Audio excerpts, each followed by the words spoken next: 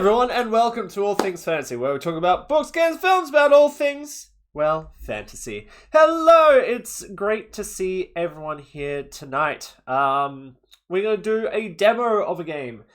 So this is a game that I've looked at, but haven't actually opened. So I'm really looking forward to sharing it for the first time with all of you.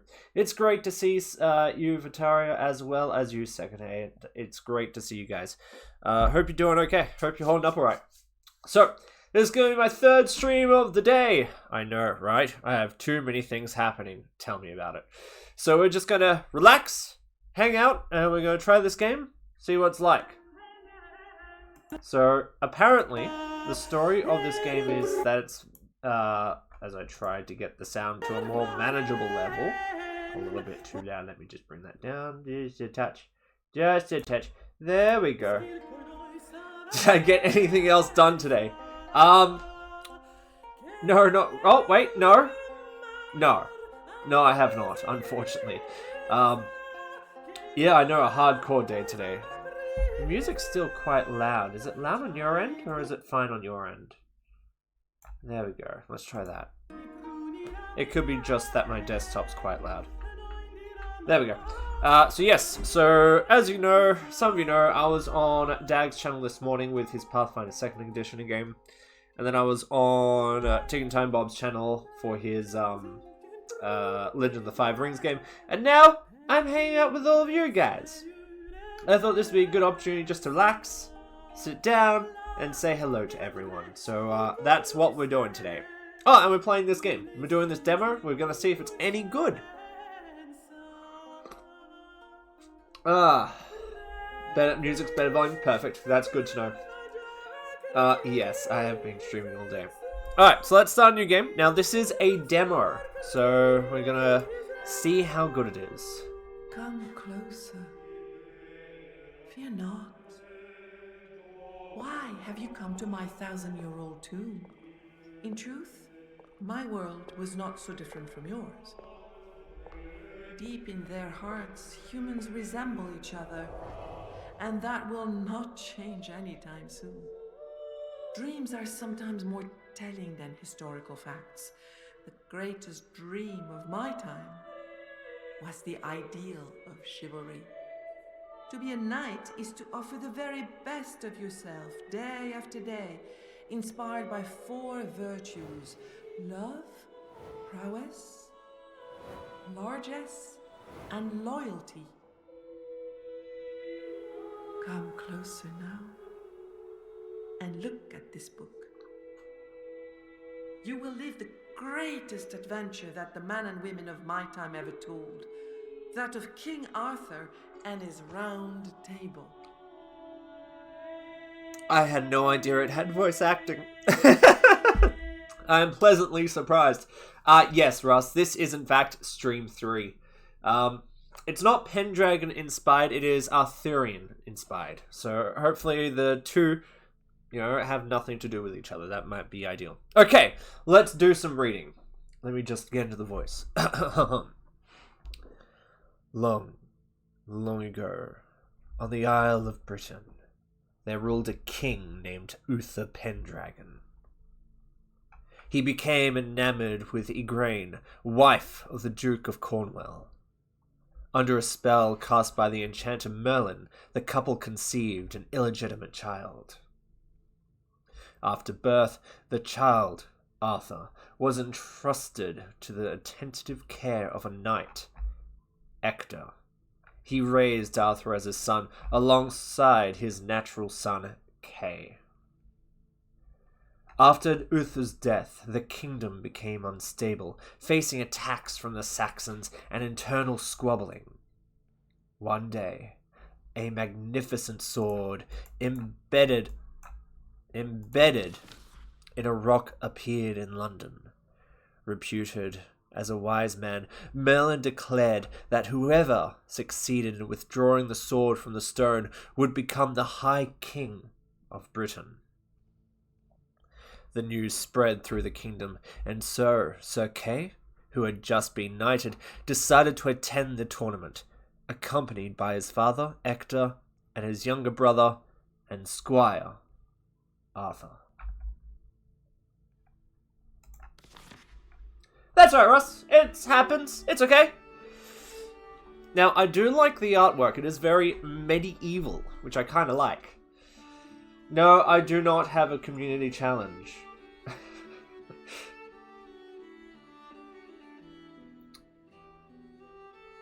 No, it is not a goblin voice. Hold down the spacebar to skip the cutscene. Why would we do that?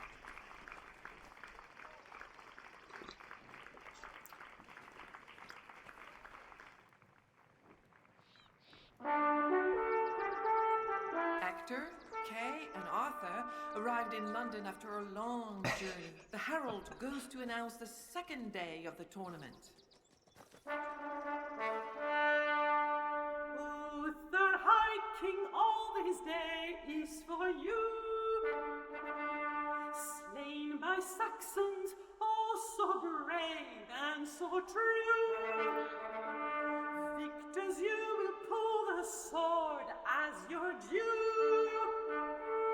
Man from all this land so wide, now do stand here side by side. Oh, what gallantry and pride! How the hardy men did shine forever, and the harder yesterday. But the boldest of them all, the King of Orkney, was the victor in the fray. All the blood and agony, the fearful cries when ladies saw the helmets play. All eyes were on King Lot. He seized the sword in stone, but it refused to give. He will not have the throne, for it is worthiness, not strength, that must be shown. Alright, I didn't vibe with that. Our knights respectfully salute the man dressed in Uther Pendragon's colours. Greetings, sires, and welcome to London, he exclaims. I am Elias, herald of this city. Okay. Good to know, Elias. Hey, Laura, welcome! How you doing? It's good to see you. It is a pleasure to see you at this illustrious tournament, he says cheerfully. By the way, Sir Hector and Sir Kay, you are fighting in the main event later today. Okay. Oh, and we get to choose. Okay. Alright, so we get an option. Ask him about the battle, ask him about King Lot, or ask him about the information about the sword and the stone. Give me 1, 2, or 3, peoples! Looks like our main character is Sir Hector. I kind of like the artwork, right? The artwork's pretty good. It's very medievalish. The voice work isn't too bad, right? The song wasn't great. 3. Ask for more information about the sword in the stone. High King Uther died, Merlin, a very wise enchanter indeed, put a sword into the stone in front of St. Paul's Cathedral. Whoever manages to remove it will be Uther's successor. And I can't quite pick. I feel like the accent changes a little bit too. And that is the reason for this tournament. Every knight who wins the day's events earns a turn at trying to pull out the sword. Alright, now we got 1 or 2. First number I see, my friends. First number I see.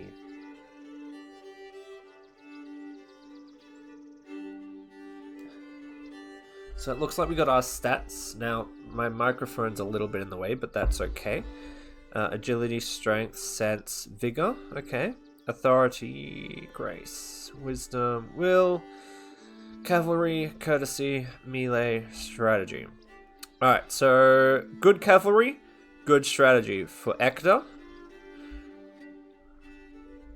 Oh, each season also has an attributed thing, which is kind of cool. 1, ask him about the battle that awaits us in the large Sir list. Kay and Sir Hector must fight Sir Agwisance and Sir Meliant of Liss on horseback. They are formidable opponents. Okay. But Sir Actor has a +6 in horsemanship. Cavalry, sorry. Let's ask more about this. Aguisance is the vassal of King Lot, who was the victor yesterday on the first day of the tournament.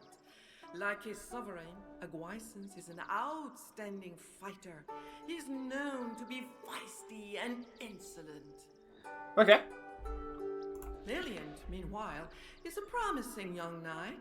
He has great strength, yet he's contemptuous and immature. Oh, like a reflection on Kay. Good to know. And last but not least, we'll ask him about King Lot. King Lot of Orkney is powerful and fearsome, both on the battlefield and at court. He grips his allies' hearts with fear and sows terror among his enemies. He must surely be coming to terms with his failure to remove the sword from the stone. Ha! Suck it, Lot. Alright, let's take our leave. No more dialogue. Before our hero turns away, Elias says a knight is waiting for Sir Ector farther down the road. The road. Alright, so is it a point and click thing, or do we have arrow keys? Oh, wait. Quest log. Okay. So we have our book. So this one. Okay, and then we meet this guy. Okay. Alright, good to know. Green button allows us to navigate between clues. Okay.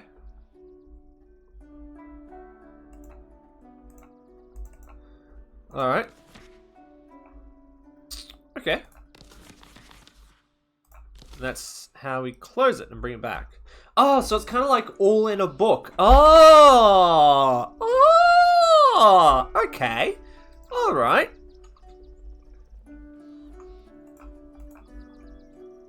Okay. Alright, to unmount a horse, point and left click on your character's horse. Okay, cool. And then we can point and click.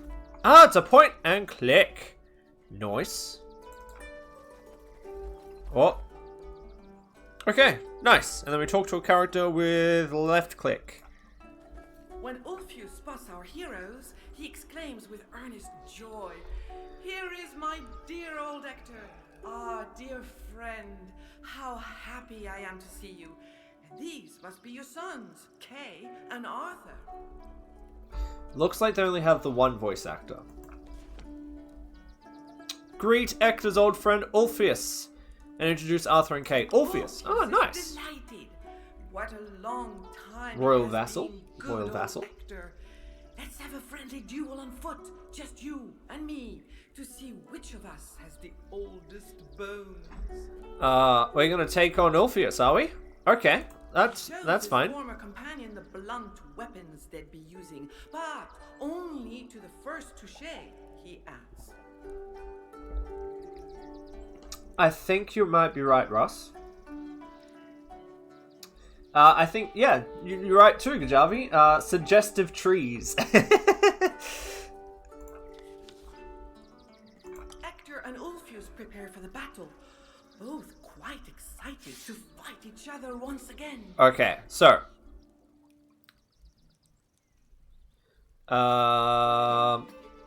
Tooltip appear by placing the cursor over elements of the interface. Yep. Ah, okay, right here. So this is our battle interface, I think.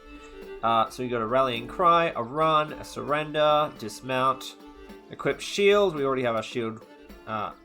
Aimed slash attack, thrust attack, and aimed thrust attack. Well, we kind of need to move. And we also have action points. 3 action points.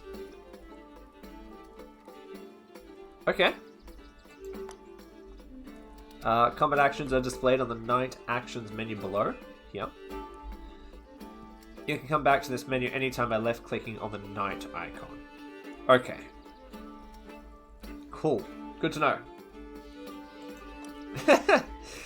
Well, it kind of breaks chivalry. I mean, Ulfius did start it. this is just a quick fight, so nothing too like a quick duel. No honor on the line, I believe. Night actions. Tooltips detail the effects and use conditions of every action as well as the AP costs. However, hover the cursor over any action icon to display the corresponding toolkit. Alright, we can move 1 hex on foot, costs 3 AP. Okay, so it takes a lot to move. Good to know.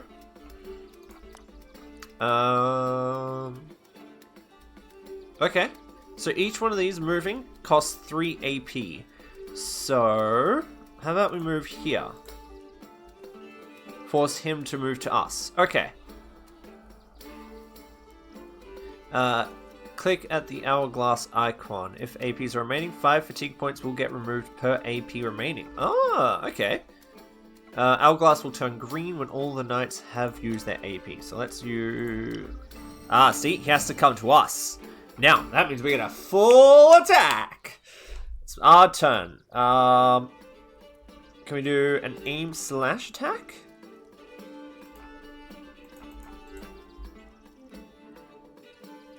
No. Can we just do...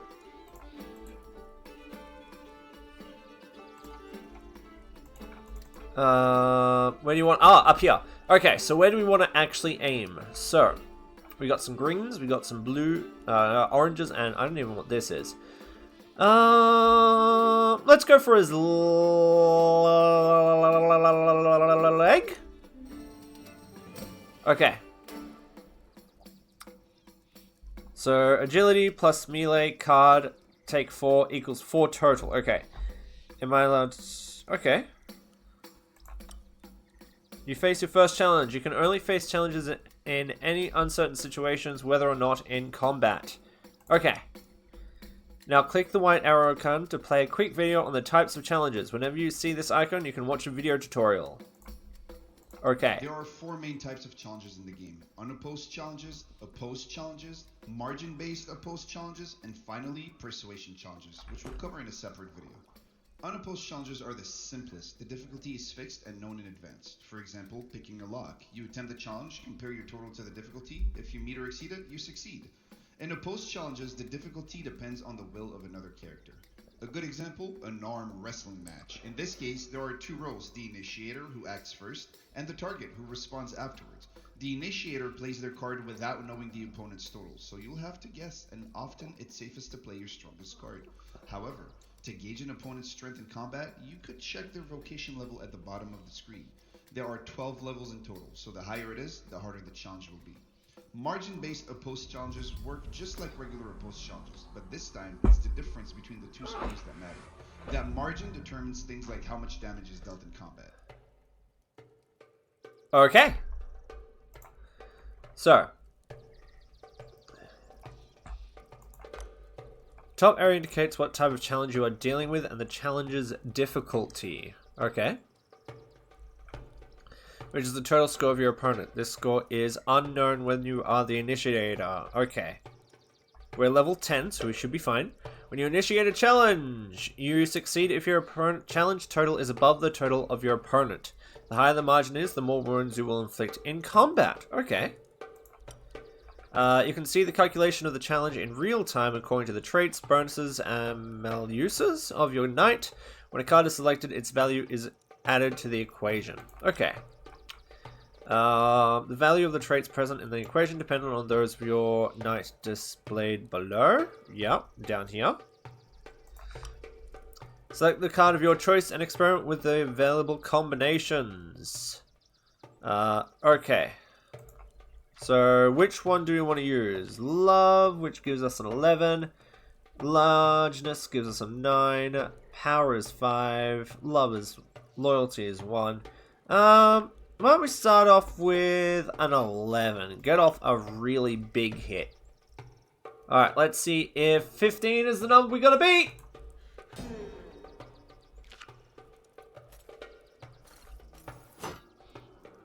Oh!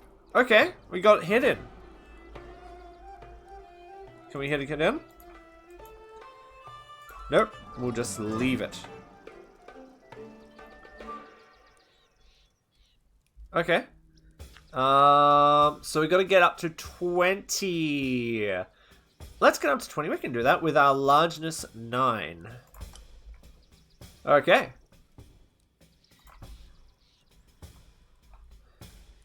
When you're not the challenge indicator, total score equal to the challenge difficulty is enough to win it. Okay. So if it meets it, it beats it. Good to know. Not bad, not bad. So Ector's shield cracked to the belt. Oh, okay. So now we don't have a shield.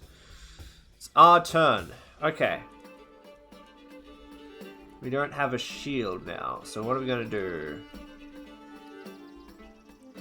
Slash or aim slash? Let's make a slash. Let's add some loyalty. Inspiration. Yeah, we got some inspiration, so let's add that to the mix. Let's see what happens. Nice.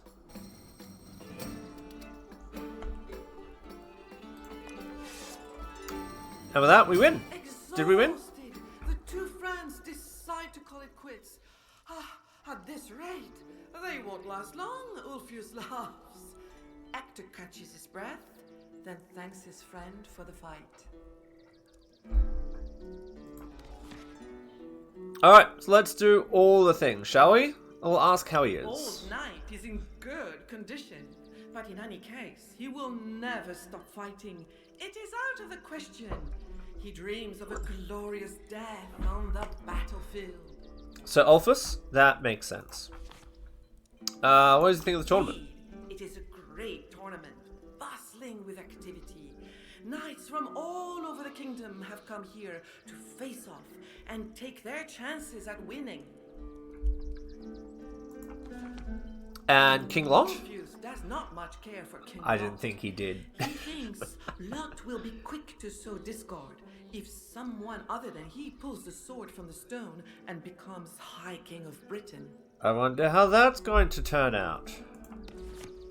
And let's ask for more information about the sword and the stone. Warrior would certainly like to have a go at it, but he's far less enthusiastic about becoming High King of Britain.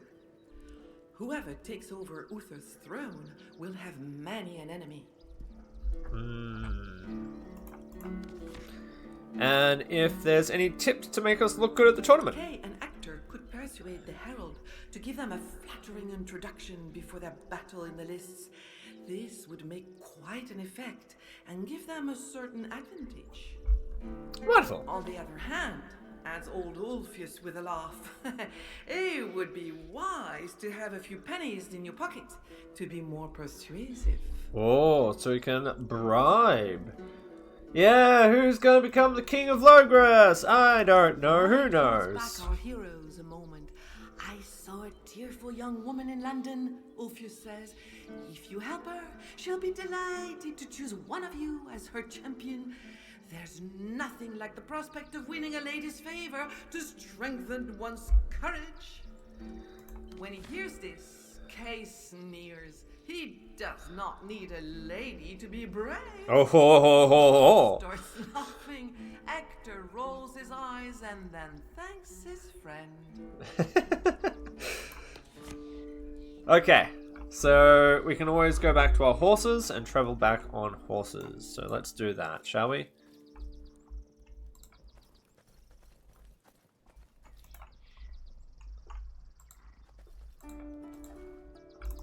There we go. Back on horseback. And we can select the leader. Arthur becomes our leader. Okay. There's the game manual up there. Let's keep Sir Actor as the person in charge. Elias is delighted to see our hero again. He asks how he can help. Alright, so we have 120 copy? Money? Riches? Ector hesitates. Should he really attempt to corrupt the herald? though it is tempting, he knows such a dishonorable act comes with consequences. Oh, okay. Smiling wryly, the herald keeps silent. Okay. Seeing him head off, Elias asks that he's available if our hero has more questions. Thanks, Elias. Let's go see if we can find this lady, shall we? So we can... Oh! Oh! Ah, I like that. So we can just kind of, like, the further we move our cursor over the screen, the faster we go. And we can also return back the way we came, like so. That's nice. I like that. And it's kind of like... It's almost 3D-ish, because we can go up behind... The horses come up behind, and we can be in front and whatnot. Looks like something's happening down here. Play chess in the shelter of a pavilion. The game seems to drag on and on. An elderly knight greets our hero cheerfully. Dressed in gules and silver crosses, the man says his name is Baldwin. Okay, Baldwin. Baldwin is a very pious knight who usually lives like a hermit. Alright, good to know. You're a hermit knight. The knight would be lying if he said he was not dying to try it too. He may not have won the day before, but he hopes to make up for it today or tomorrow. Baldwin laughs and says he certainly would never speak ill of King Lot. Okay. The knight wishes our hero good day. I kind of like this. I'm kind of vibing with it.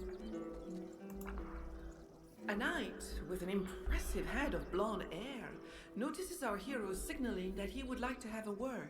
The knight greets him. This man, dressed in azure and gold, is called Arthurian. Arthurian, okay. Arthurian is king of Gore and king Ah, of yes, Bible. of course, Arthurian, the king of I Gore. am married to the most fierce woman in all of Britain. For that reason alone, I will make the best high king this land has ever known. He laughs. Urien was delighted yesterday to see Lot the sword from the stone. But Lot must not be underestimated, as he is a warrior and a leader. It is said that this sword just appeared one fine morning. In his opinion, there is enchantment about it all. But regardless, the knight is determined to try his hand and to succeed. Alright. The King of Gore pays no further attention to our hero. Of course, he's a king. Why would he? So, Londonerium is this way. You're chased crossing an intersection. You can change lanes. Ah, okay. So we can come over this way.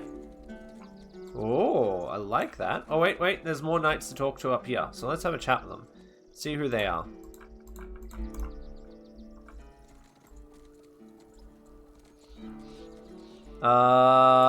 Sable and Gold?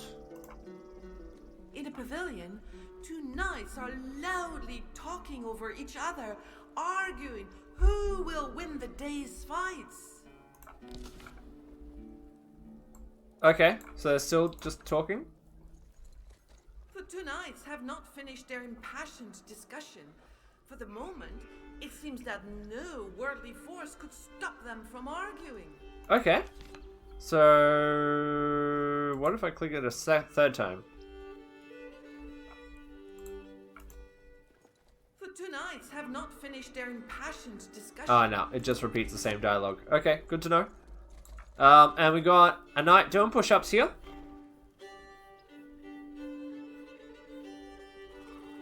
Not bad. Not bad form.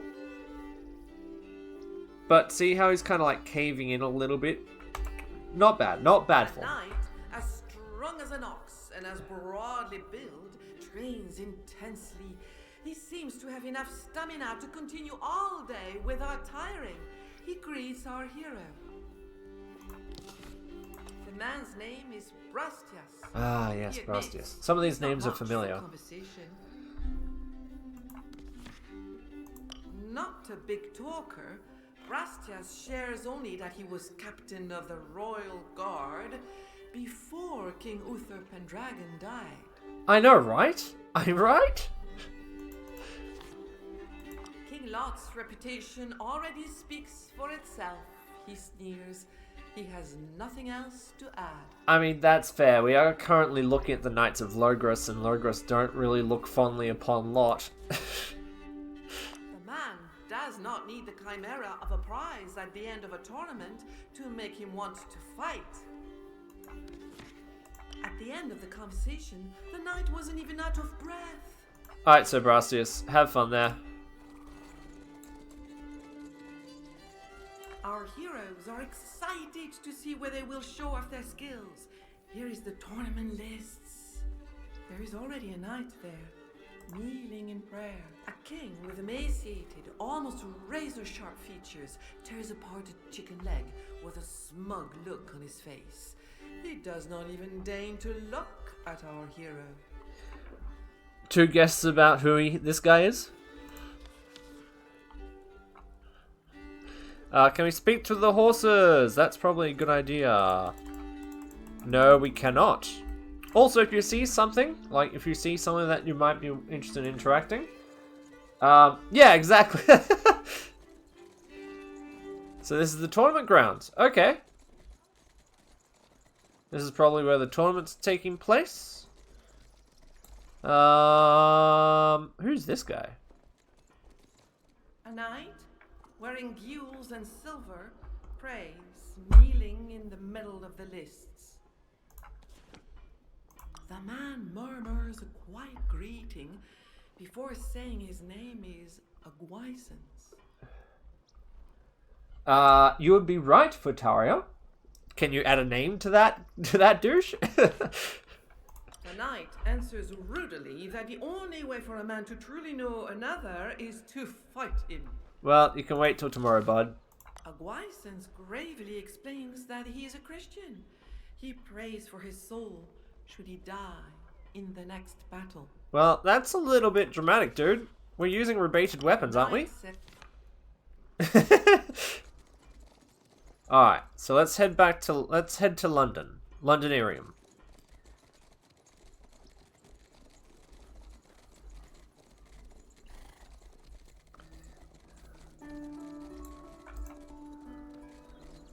The movement is actually quite intuitive. I kind of like the movement of this thing. It's not bad. It's not bad at all.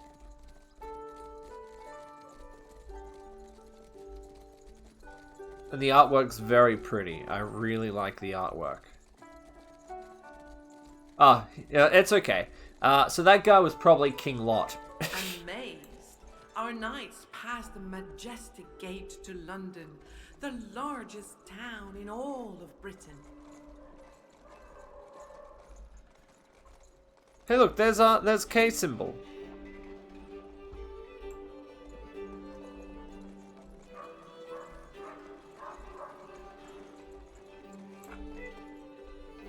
We can't talk to... Oh, can we talk to this guy?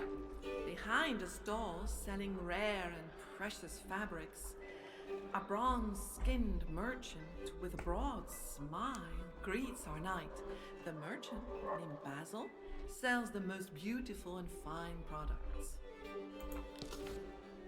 The man first shows muslin and camlet, and then various silk fabrics: alpine, pale, cycloton, ostarine, sandal, samite, and more.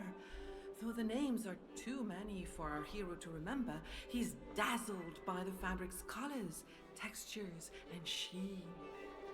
I don't know any of those words. Jazz probably does.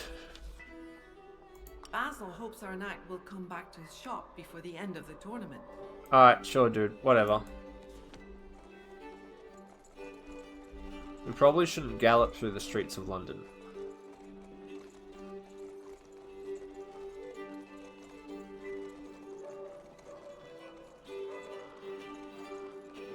Oh, a knight and a lady. Let's interrupt them. Two young people, a noble damsel and a gallant knight, hold hands. You Oblivious did? to the world around Nice, them. Russ. Their eyes glow with passion. As if awakened from a dream, the damsel and the knight slowly greet our heroes. The damsel's name is Carenza, and the knight is Milliant of Liss. Oh, I think he's the guy that we're sparring. The young lady is all too eager for Milliant to withdraw the sword and be crowned High King of Britain. She's already imagining herself queen of this land. Of course. I mean, that's effectively what he's Milliant thinks doing. he has a good chance of pulling the sword from the stone. He is young, strong, courageous, and handsome too. He thinks Britain would have much to gain if he became High King. Okay. Since meeting this brave and handsome knight, the young lady has never been happier. Milliant is so strong. No competitor should dare claim they will win the tournament, she says joyfully. Yeah, sure, bud. He is the happiest man on earth, he says, and his beloved is the ravishing Carenza. Furthermore, he cannot wait to snatch victory from Hector and Kay. No offense, he says confidently, but you are no match for me. That is exactly the case, Vitaria. That is absolutely the case. That's good that you're making a start, Russ. Because the ball is like in, what, a couple of months? Carenza boasts of the strength and depth of her love for Milliant. She then recounts their first meeting by the fountain in London's wealthy district. Our hero sees it's hard to stop her once she gets started on this topic. The 28th of this month? That's like in 20 days, Russ. Can't time a bit short, right? Carenza is a blessing. He would do anything for her. Plus, she whets his appetite for victory and glory. Cool. I didn't need to know that, but thank you. In a voice full of admiration, the young woman declares that her sweetheart Milliant is already a champion. Hearing this, the knight puffs out his chest. Of course he does. Well, I'll be leaving now. Milliant mumbles goodbye to our hero. Carenza has already forgotten our knight, so focused. Ah, is okay. she on her That's fair, journey. Russ. Alright, guys, I would recommend you get a room, but okay. Sure, why not? I'm just an old geezer. Hey, look, there's another lady. Actually, I want you, Kay. I want you, Kay, to have a chat with this chick. I mean, this noble lady. Hero spot a very young lady sobbing her heart out. The sleeves of her pretty blue dress have been torn off. Scandalous. Kay laughs at her, but Arthur says nothing. In the end, it is Hector who comforts the girl. Her eyes full of tears, she says, "Sire, I am so ashamed for you to see me in such a state. My name is Neris, and from now on, I will also be known as the damsel with the short sleeves. It is the fault of her older sister, Carenza, who tore off her sleeves. She could not stand it when I made the teeniest criticism of her bow, the so-called proud and magnificent Milliant of Liss," says the damsel, grimacing. Well, guess what? Do I have news for you? Neris and her sister, Carenza, have come with their father, Sir Thibaut of Tintagel, who is now resting from yesterday's duels. Young lady with the short sleeves will not soon forget how her sister has wronged her. So it said Tintagel, not Tintagel. Because I would have pronounced it Tintagel. Tintagel. Tintagel. Future memory. Okay? Future reference. We're going to try to remember that for next time. Tintagel. Let's propose to be your champion. She'll gladly accept Hector as her champion if he can find her precious sleeves.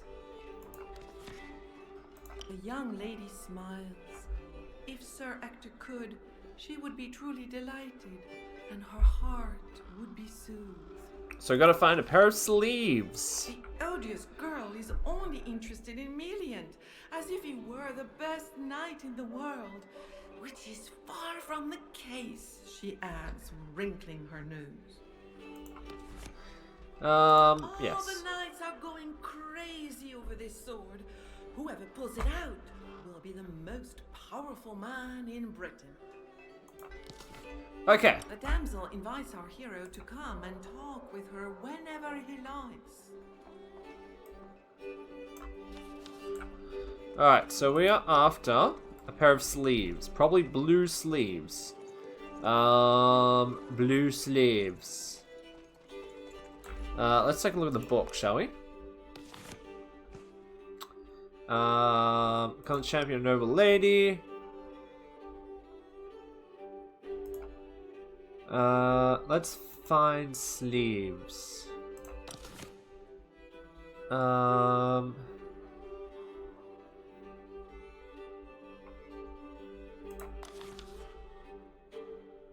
Just looking through our clues.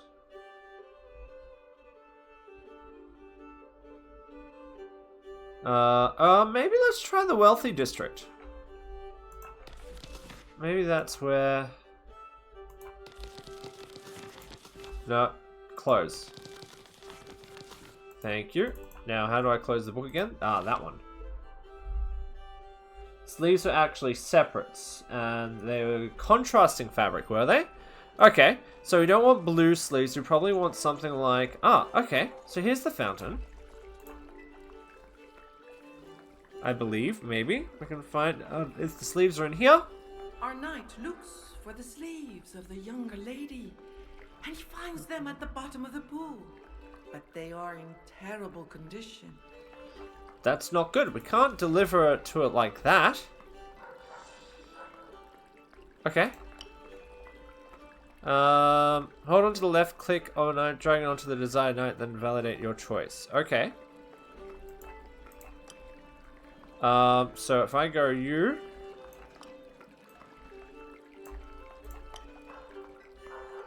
Because that's Squire. Oh, that's not what I want. That one. That one. Okay.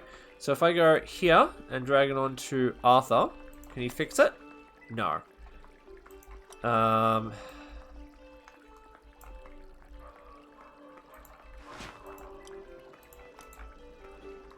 Okay, so I'm not quite sure what I'm supposed to be doing here. What a lovely fountain in the...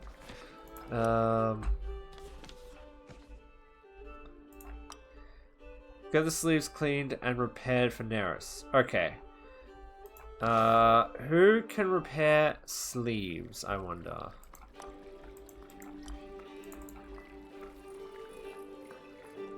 A tailor. Well, we have one tailor, which was this way, I think. Shouldn't gallop through the streets of London. We are knights, after all, not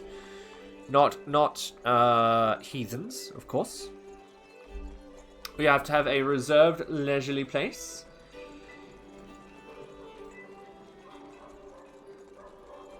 Right. The tailor at the start. Yes, I think so, Votario. Thank you. Let's have a chat with him. See if he can repair the thing. You know, so far, I'm actually kind of vibing with the game. I'm actually kind of enjoying it. Alright.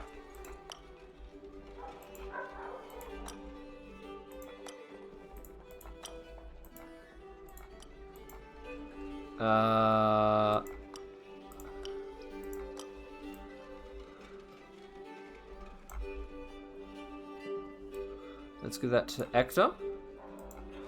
And then Hector, can you give this to this guy? No, you cannot. The that Byzantine merchant is delighted to see our hero, whom, once again, he greets eloquently. Yeah, ask if we can clean and mend the sleeves we The found. merchant examines the 2 pieces of fabric with a vexed look. Sire, he says, what happened to such beautiful sleeves? But fine, I will take care of them. It will cost you nothing, only 60 pennies.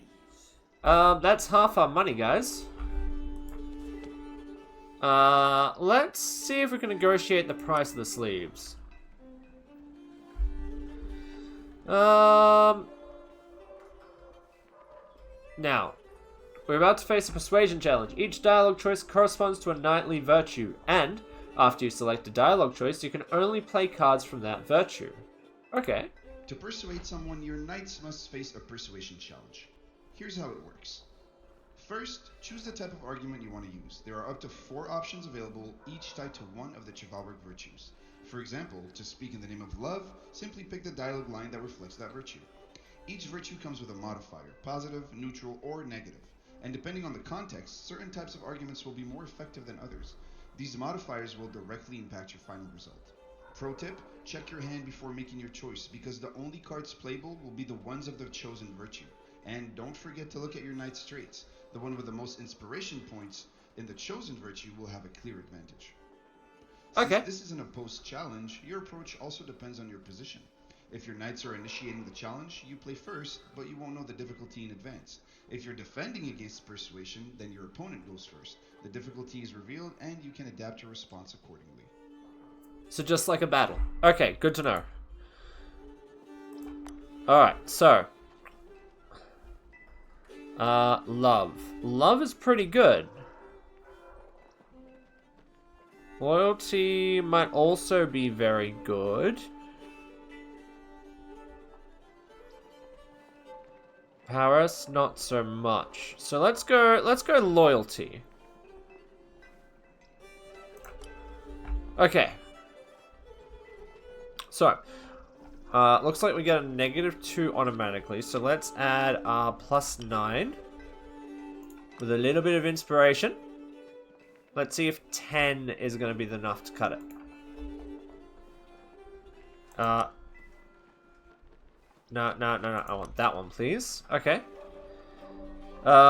Some challenges allow us to change knights. So, okay. So, Ektar. Nah, Sir K is going to have the better option. Sir K? Sir K has the better option. Okay. That's fine. He has no inspiration. That's fine. Let's see if 10's enough. Fingers crossed. Hips. The merchant hears our hero out. Then, with an exasperated wave of his hand, he declares his price is firm. Oh well, worth a shot. The merchant works fast and well. He repairs the loose seams and swiftly cleans the sleeves before drying them over the fire. They are now in incredible condition and look like new. Good to know. Alright. Basil hopes our knight will come back to his shop before the end of the tournament. Of course you do. Alright, we have received a gift. Let's go talk to the lady again and give her her sleeves back. Now, it looks like the sleeves are blue, but we shall find out once she wears them. So how's everyone doing? Has everyone had a good week this week?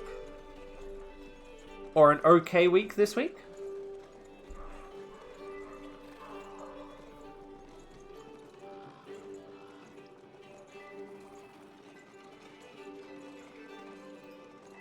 You see, I'm up to my eyeballs in assessments. Like, I misunderstood the date, so it's not actually. I don't have 8 assessments due next week. It's actually the week after that I have 9 assessments.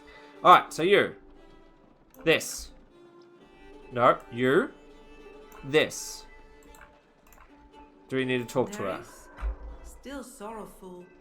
We need to talk to her once again, but with a faint look of hope. You don't miss the assessments. I 100% understand. Tears from her eyes. What joy the sight of these immaculate sleeves brings her. To spite her sister and to show her gratitude to Ector, Neris happily agrees to let Ector be her champion. Wonderful. Ector laughs kindly. She's far too young to be his beloved. Yet he is a courteous man, so he willingly agrees to defend the damsel's honor, and so she entrusts him with one of her precious sleeves. Ooh. The damsel invites our hero to come and talk with her whenever he likes. Okay, we received an item. View your knight's equipment from the character sheet. Equip items by left-clicking on it. Unequip them from the character slips. Okay, so let's add this one.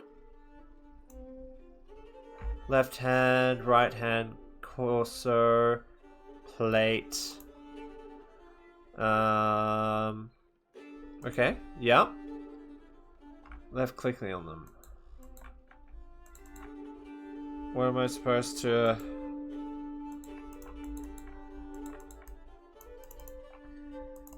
Okay. Good. Okay, so where would I put you?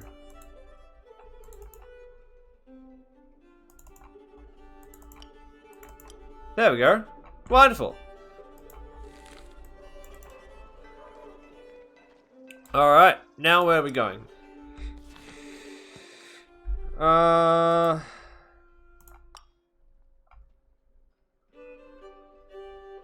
We've done that one. Wonderful. We've done that one. And now we fight the two on horse. Okay. So probably to do that, we need to head back.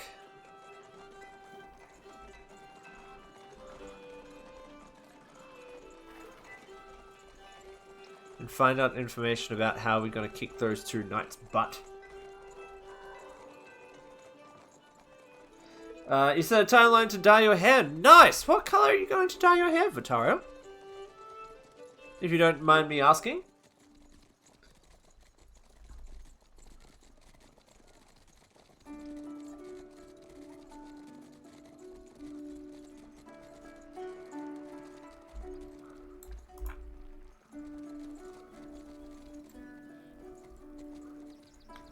The knights have moved. Okay.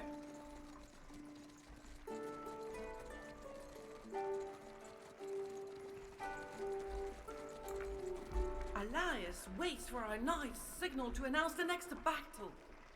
Aguisans and Million also stand ready to face off against Ector and Kay.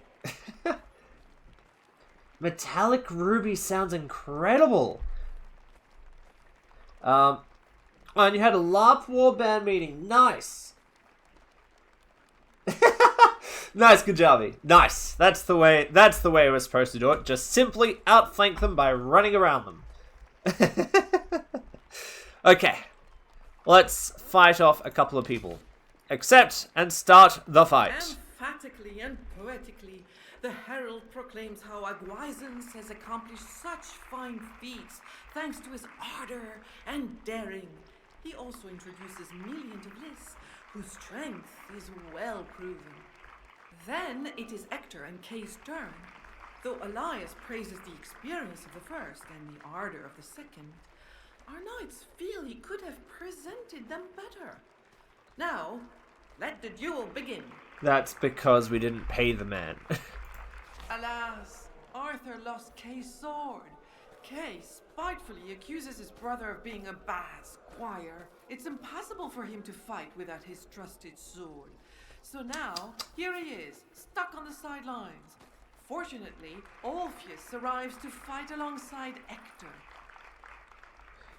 Alright, so, initiative. For certain combats, you will have to take an initiative challenge to determine which side will start the fight. There will be no initiative challenge on the event that you take your enemies by surprise or if your group is taken by surprise by them. Okay.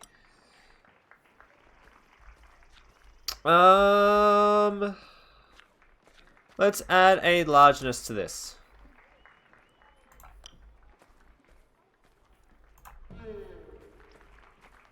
Alright, they go first. That's fine. They can come towards us.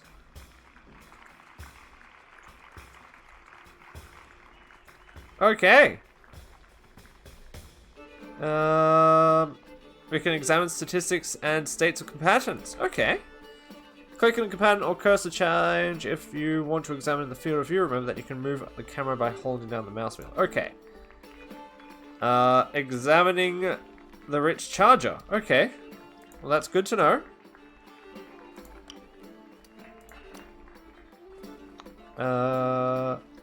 To move 3 horses and horseback to unlock the charge. Okay. Unfortunately, 1, 2, 3? No. We can't quite charge in, unfortunately.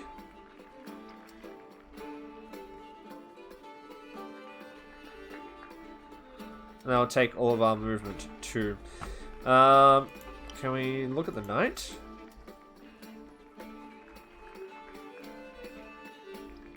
He has no wounds or anything on him. Okay. So, if I move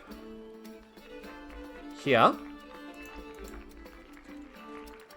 we should be able to thrust attack.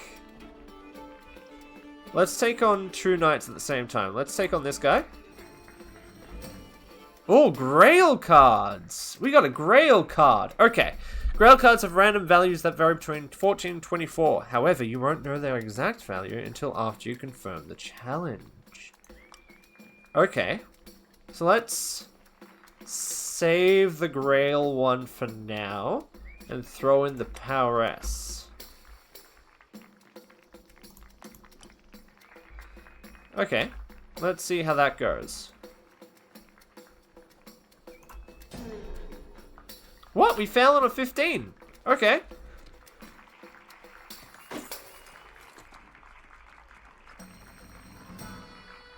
Alright. So we fail on a 15 with that guy. Oh, we can hit him again? Can we hit him again? No, that's it. Oh, he's revering up so he can charge in, the bastard. Okay, now we got defense. We got to try to hit a 17 to defend. Okay. So, pay attention to the existing injuries of our knight. Does he have any injuries? No, he does not. Okay. We can aim for a special square that will prevent any damage to the knight. Only 1 special square can be present at a time. 3 special squares exist: binding, steed, and dodge.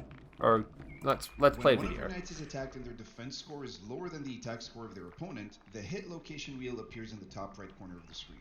It shows which body part will be hit and, more importantly, by how much your defense failed. But don't lose hope, this wheel also holds special zones, the special defenses. The first appears at -7, the second at -20. If the wheel lands on one of these spots, you unlock a rare opportunity, a secondary defense challenge. If you succeed, you completely avoid the attack. There are 3 types of special defenses: dodge for unarmed fighters on foot, mount for mounted combatants. If it fails, the damage is dealt to your horse instead of your knight, and bind, used in sword duels. It's the most powerful. Succeed and you push your opponent back and throw them off balance. Sometimes it's worth playing a low value card on defense or even spending virtue points to lower your score. Why? To land in one of these special zones and trigger a special defense. Okay. So let's use a low card. So let's use loyalty 1. And it'll go to our horse, which I don't want. What about loyalty 4? That will go to our left arm. That's not what I want. Love? No, that's not what I want. Love this way? No. I guess it's loyalty.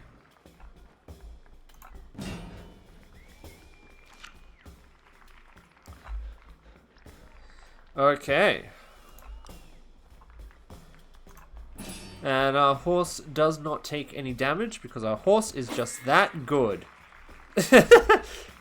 Okay. Oh, wait a second. 1, 2, 3. No, I can't really charge him in. That's fine. So let's move in here. Challenge. And then thrust attack. We'll use the Grail. We'll use the Grail. Oh, let's do it! Hey, look, we got a 30! Success! Wonderful!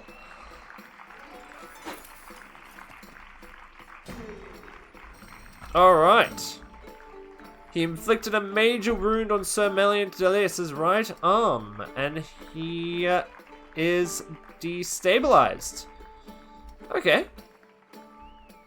Wonderful. So there's a major wound threshold. He's fallen off his horse. Nice! He was not wounded whilst falling. Okay, so there is falling damage. That's fine, the pony's okay. So we gotta give the enemy the chance to ask for mercy, maybe. Death occurs when a character suffers a mortal wound, regardless of which part of the body is hit. Each mortal wound applies a -6 penalty. But be careful, if a character accumulates -6 in wound penalties without receiving a mortal wound, they don't die, they fall into a coma. At the next roundtable gathering, they'll have one last chance to survive. They'll need to succeed on a physical endurance challenge based on vigor and will, against a difficulty of 12, adjusted by their current wound penalties. If they succeed, they live, but they will permanently lose 1 point in a random body trait, and the least severe wound affecting that trait will automatically be healed. Quick clarification, minor wounds are always healed once a year upon arrival to the round table, and serious wounds on the other hand will remain until the knight is assigned to the rest occupation at the round table. Oh, okay, so combat can be really dangerous. Like, super dangerous. Okay. Is he going to ask for mercy? Okay. Wonderful. Let's give this guy mercy. He surrendered to us. We shall give it to him.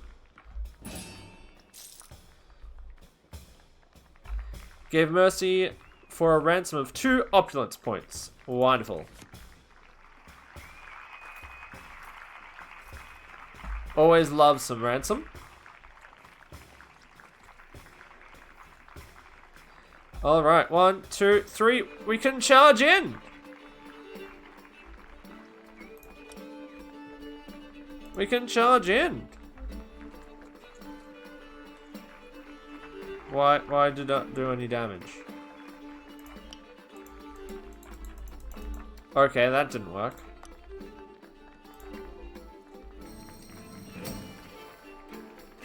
Alright, we gotta try to get a 16 to defend. That shouldn't be too hard because we're on a 10. So let's give the love trait. Wonderful.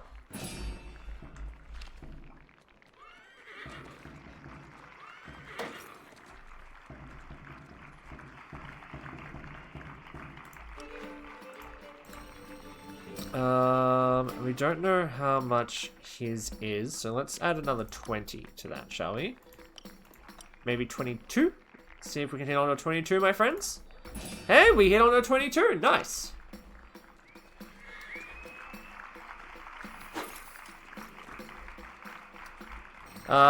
Did not wound, but he is still destabilized. So he's going to take 1 wound. And does not take a minor wound. But he does take a leg injury. Nice. Now, after falling off his horse, he does take a minor wound. He takes 5 wounds. Is he going to surrender?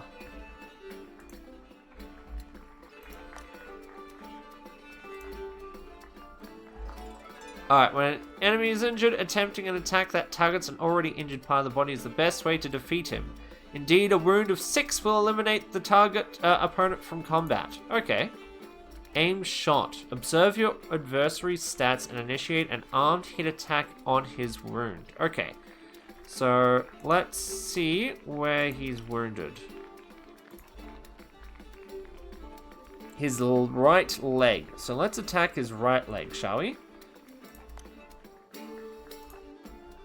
Right leg. That one. Alright, so we're hitting on an 18, so let's boost those numbers with a largeness, which should bring us to a 22, which we know is a success. Yeah?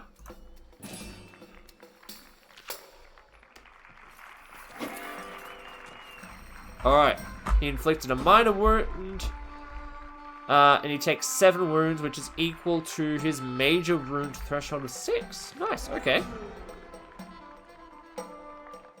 Oh, okay. So Hector took... Okay, that's fine. So he loses 2 honor. 1 for being on horseback for an unmounted knight, and 1 for attacking an unarmed knight. Okay. I didn't know that was the case. Let's see if he's willing to surrender. So Hector faces a mercy challenge. Yes, you can be merciful. Oops, sorry, I cut off your leg. Didn't mean it. Good match, good match.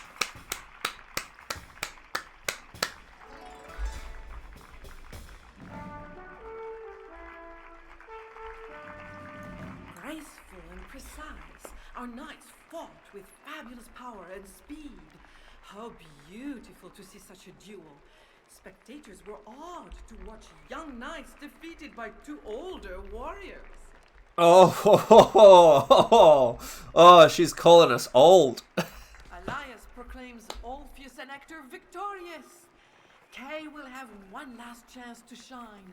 The next tournament will pit Kay and Bodwin against Orion and Brastus. But for now, those who have just fought should go and rest. Kay, red with rage, orders his brother to find him a sword, and fast.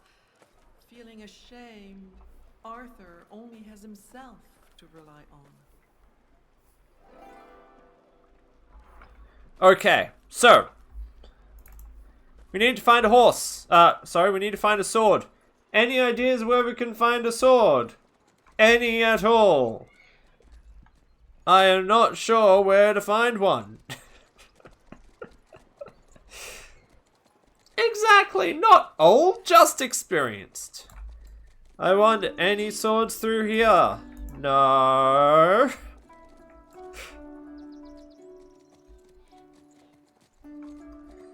No possible ideas. No? Chat, any ideas? No, Ross? No ideas from you, Ross? Anyone else? Anyone else hazard a guess where we might be able to find a sword? Just a random sword. A random, unimportant blade just hanging around somewhere. Who would know of where such an item could be? Hey, look. 2 guards block the path. Halt there, says one with authority. No one may go further. Their stern, unsympathetic faces show that they do not feel like chatting.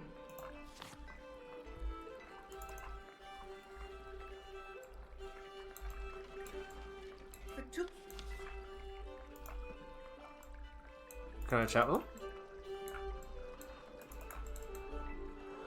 No? Okay. I wonder where a big sword is. I'm pretty sure it's through here.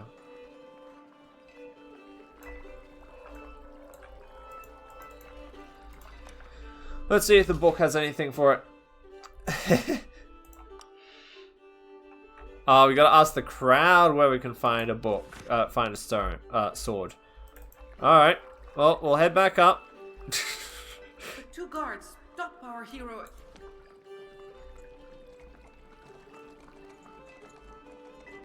Let's find a crowd.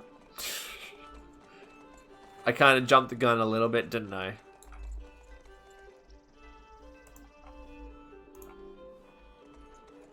The Byzantine merchant is delighted to see. Arthur is not lucky. The tournament blacksmith could have helped him, but Basil is sorry to report the man is very ill today. Basil is delighted to be... Alright, so... we can't go to the blacksmith. Who else could we go? A really nice stick is as good as a sword as any. Yes. Yes, it is.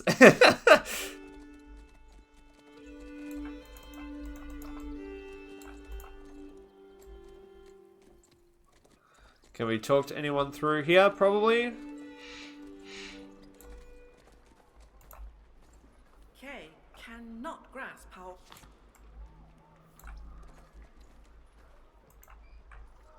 The triumphant damsel leaps for joy. Hector really put up a good fight. His victory has fully restored her honor. Now my sister can cry in shame, she exclaims. Carenza must be at her beloved's bedside, tending his wounds and his self-esteem. Neri's tinkling laugh rises softly. Neris opens her eyes wide. She has no idea. The damsel invites our hero to come and talk with her whenever he likes. Maybe you know where a sword. Orion gestures.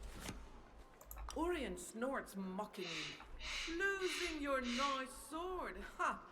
Now I have heard it all. Furthermore, he adds, he's not one to lend things, especially not his sword. Alright, good to know. The King of Gore pays no further attention to our hero. Bodwin smiles broad. Bodwin is very sorry for him. After a few words of encouragement, he tells Arthur that there is an old man outside the city who might be able to help him. An old man, huh? Tonight, An old man outside the city of London who might be willing to help. That might be a good plan to follow.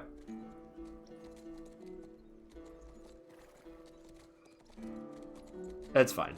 I actually really like this. I really like following the story beats. It's actually really nice. It's like returning to an old story that you enjoy.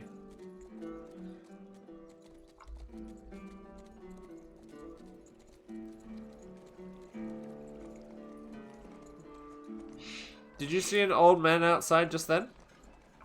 I don't think so. An experienced magic man?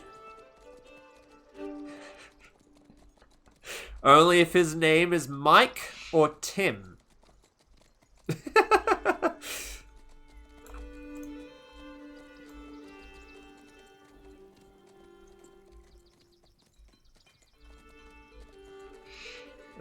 Okay, where's an old man through? Is there an old man here? No. beyond the palisade on the outskirts of London, a moor grows full of wild weeds, and the ancient Roman road runs through it. Okay.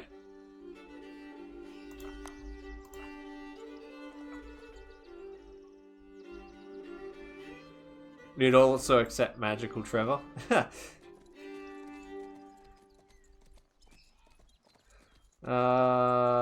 No, there's no one here.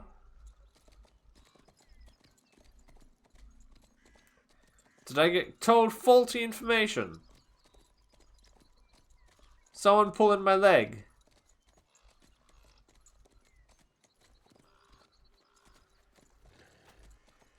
A dead yew tree, stripped of its needles, looms ominously. It is the hanging tree of London. A mangy stray dog tirelessly scratches at the ground.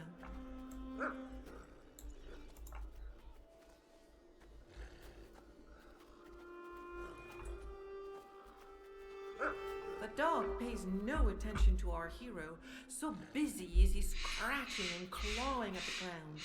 He must be looking for a long-forgotten bone from a hanged man.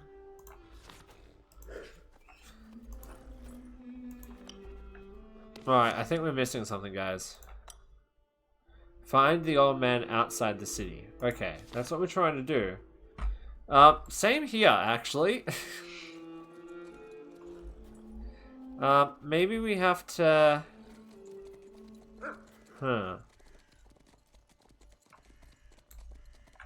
Maybe I need some more information? Yeah, that was kind of morbid, wasn't it? But then again, we are just coming up from the, like the anarchy period. So, that is something to be expected, I guess. Does anyone see an old man? Am I blind?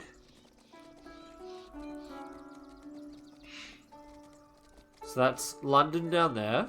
Maybe we need to talk to some more of the crowd. This knight, lost in thought, does not react when Arthur greets him. Arthur is unable to rouse this blonde knight, dressed in gules and gold, from his torpor. The outcome of the last fight seems to have plunged him into deep dismay. A king, with emaciated, almost razor-sharp features, awaits the next stage of the face-off. He does not even deign to look at our hero.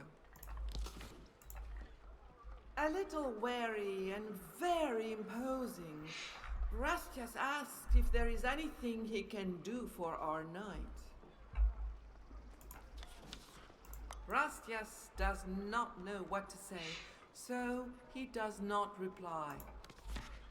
Alright, thanks The knight guys. remains silent as all.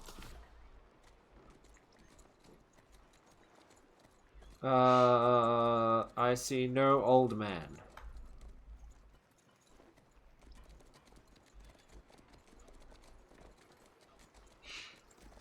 So the old man must be down here somewhere, right?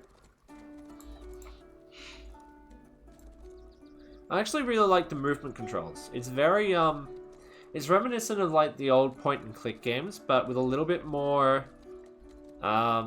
control over the screen. It kind of reminds me of like, did anyone like play Spy Fox or anything like that back like ages ago? Alright, where's an old man? Hello? Old man? Where art thou? Looking for an old man? About this yay? Hi? Cast magic? Anyone? Anyone at all? I assume you cast magic.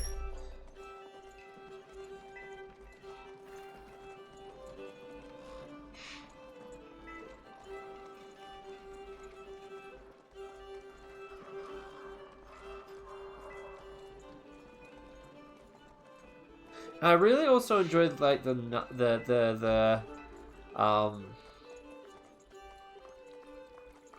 I see no old man. Means the only lead we have is that dog. And I think that dog needs some meat.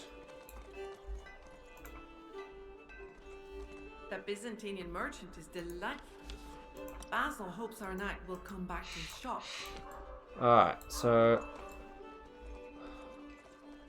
He did say there was an old man outside the city, right? Is there someone around here? Am I blind, or...?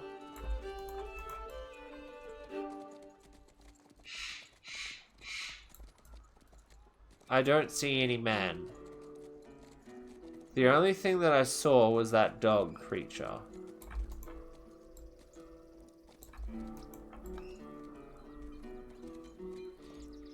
Unless I'm not seeing anything. I could just be blind. Did anyone else see anything?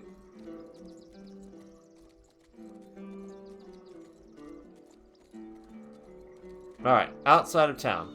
Yes.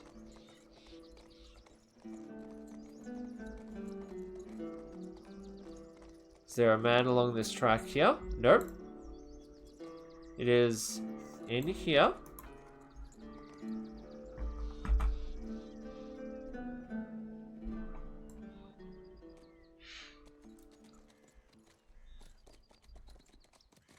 There's no man here. And there was no man over here. The only thing that we saw was the dog. Oh, wait a second. We can interact with this thing? a curious plant, the mere sight of which sends shivers down his spine.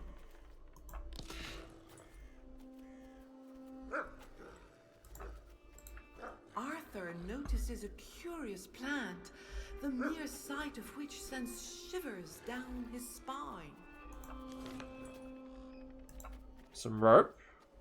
A rope lies discarded at the foot of the yew tree. An executioner must have overlooked it and left it behind.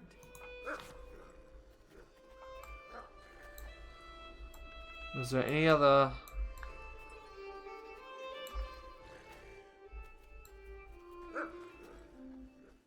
Was there anything else along here?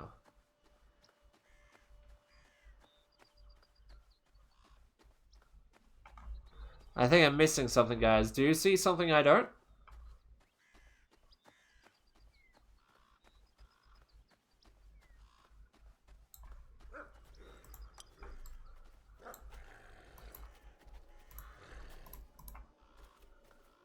The dog pays no attention to our hero, so busy. I feel like we're missing something.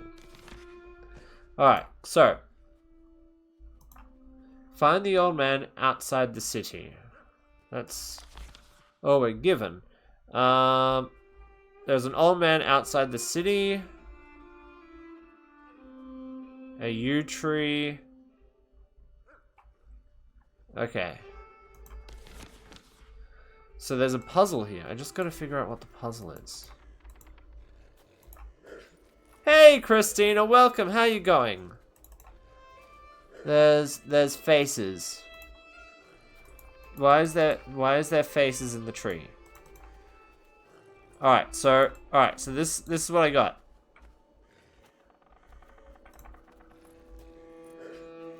I got a rope, a dog, a rope, a doggo, and some form of phallus-shaped plant. Rope, phallus-shaped plant, doggo. What do these have in common, guys? Is it something really basic, something really easy I'm missing? Rope, plant, dog.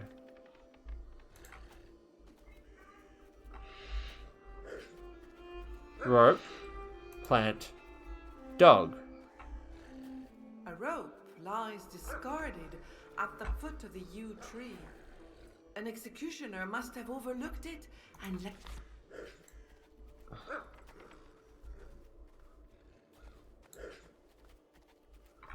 I'm pretty sure I'm missing something, guys. This is where you help in. Alright. You treat da da da da.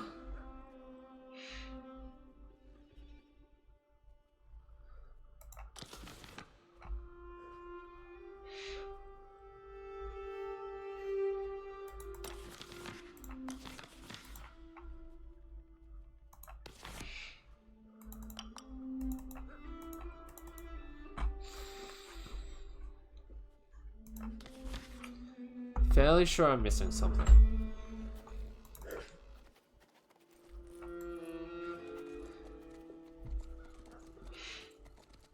Do you guys see something I don't? It's also good to see you, Christina. How are you holding up? Having a good day?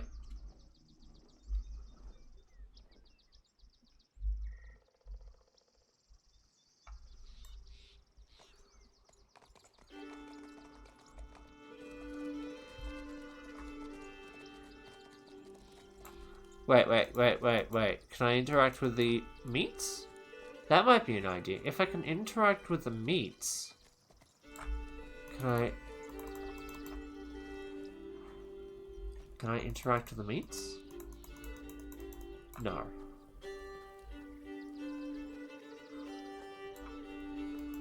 Can I no, I can't do that.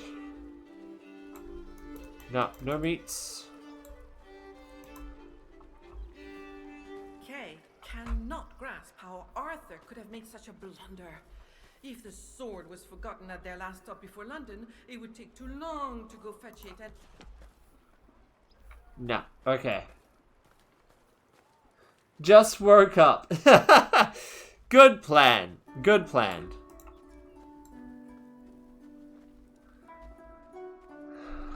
We're looking for, like, something.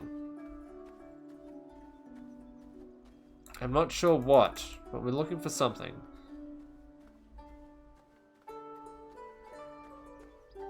We're looking for an old man. Nope, can't talk to you. Oh, that is very early. So I'm just kind of clicking to see what I can find.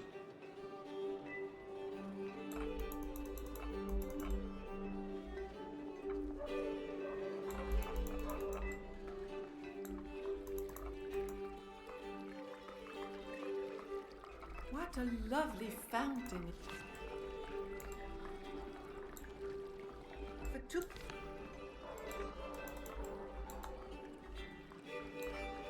The two guards stop our hero again. Alright.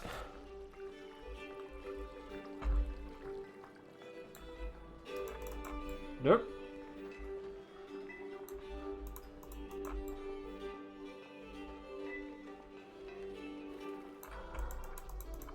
I can't go into these little gaps either.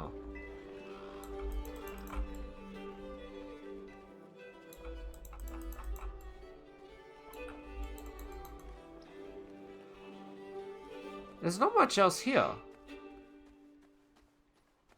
We've gone up and down the thing. The only new thing is that hanging tree.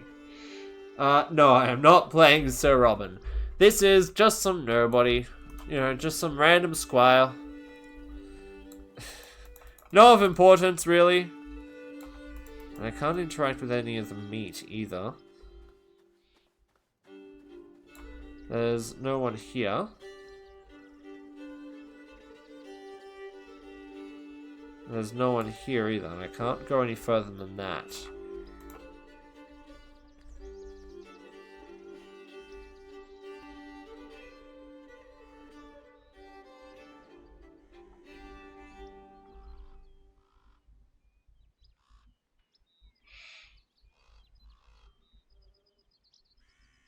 Wait. The old man is located in the library next to the Silent Edgelord. The Silent Edgelord. Is that the...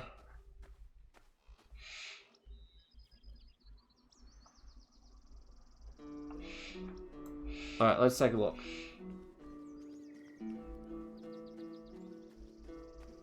So... A library? Here? I'm surprised, but okay. Wait. Alright. Silent Edgelord.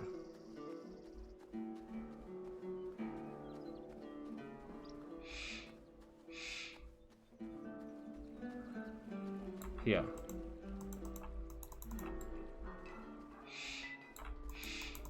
Nope, probably not there. Is on your way to the merchant. So this is the merchant here. If you haven't killed him, it's likely you haven't killed Godric yet. Who's Godric?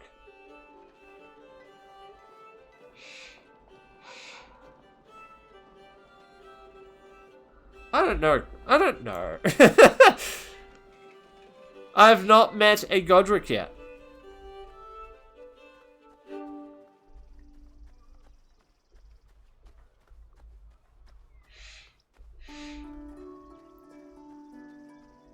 Alright, Silent Edgelord. That's probably Lot, and he was hanging around here-ish.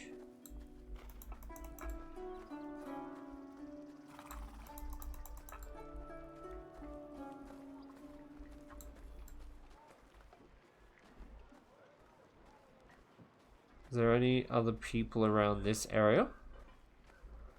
I don't think so. That's about it. That's about as far as I go.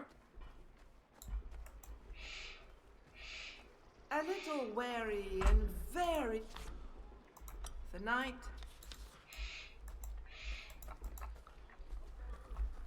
Now smiling, Neri invites nope. our hero to come. No more there. Seeing our knight return, Nope, King no of one Blood there. pays no. Bodwin smiles. Nope, The no one knight there. wishes a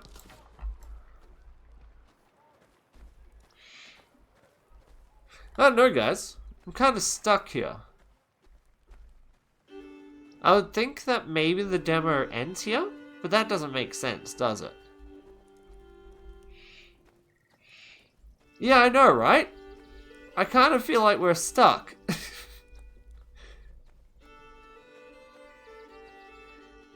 I mean, granted, it is just a demo, but you'd think like the demo would finish when Arthur pulls the sword out, you know?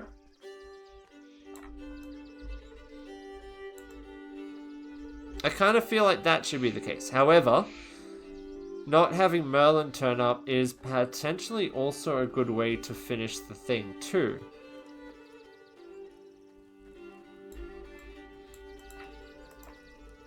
Or you never know, I'm just really bad at the game. Alright, so if I were Merlin, right? If I were Merlin, outside of town is in this area here. Yeah?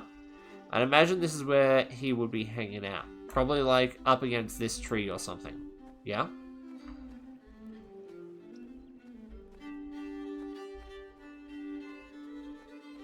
Or he'd be up in that space where the standing stones are.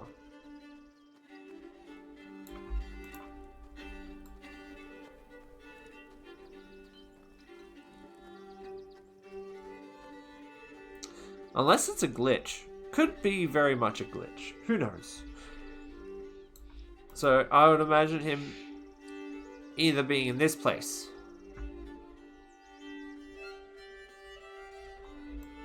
You know? This would be another place where I'd imagine a Merlin to hang out. Oh, wait, here we go. Boughs reach high into the sky. The broad trunk has a solid wooden door. Someone lives here. Turns out I'm just really bad at the game, guys.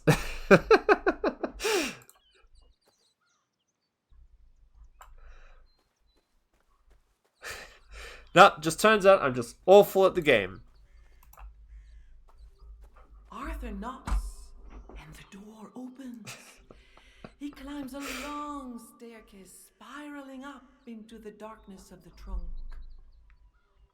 That's fine. I'll edit in post-production. I'll just come straight here. Yeah, we'll just cut out like that last 10 minutes.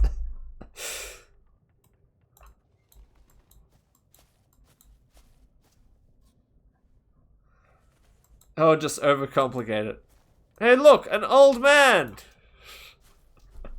The inside of the oak tree looks more like a nest than a home. There are natural elements all around. Stones, painted or engraved driftwood, mistletoe over the hearth, and above all, a prodigious quantity of feathers. An old, sickly-looking man with a humped back greets our hero in a weak voice. He's peeling lopsided, yellowish tubers. You mean potatoes? Fry them, mash them, stick them in a stew. Welcome to my esprimoire, young squire, says the old man in a hoarse but warm voice. My name is Linnerm. Sure, bud. Linum. That's the word. That's what you're gonna say. Okay, that's sure. That's fine, Mr. Anagram. Linnerm sighs and replies plaintively that his back hurts so much, and he has so much rheumatism. Oh, indeed, every day is an ordeal. He does not think he will be around much longer. The old man smiles and says, "It's an extremely precious tuber. I brought it back from a long voyage across the sea. It looks like an apple, but it grows underground. I had the idea this morning to try frying them.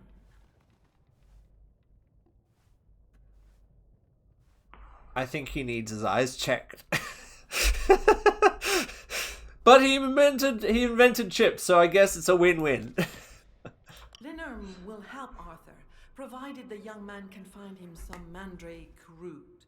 The old man needs the plant's juice to treat his aching back. He also warns our hero. The mandrake will howl and curse the person who pulls it out of the ground. It is said that, rather than doing it yourself, you can make an animal pull it out. This plant has human-shaped roots and is male or female. It is born from the seed of the hanged. It is used as an aphrodisiac, an antivenom, and a painkiller. Wide range of things it can be used for. Arthur says goodbye, but when the old man says, Arthur repeats his words of farewell. Alright, I know exactly where we can do this stuff. Better call him Neville Longbottom. Alright. So, tie the rope to the mandrake.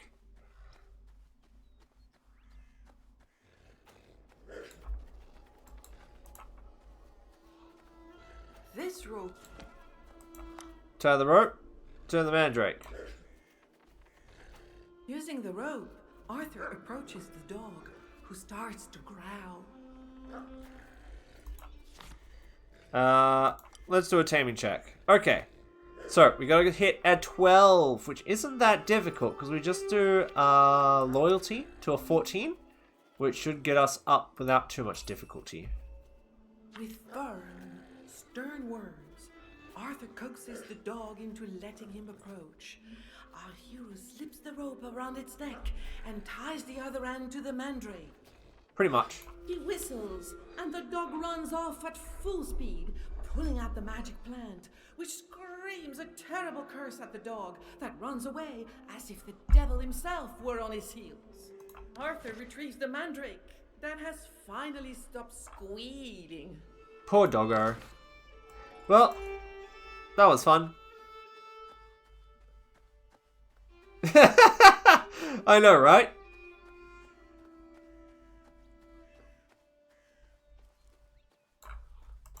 Same with my puppuccino. Like, Onyx would do anything if you gave him a treat, especially if it's a carrot. He has a whole second before he starts drooling.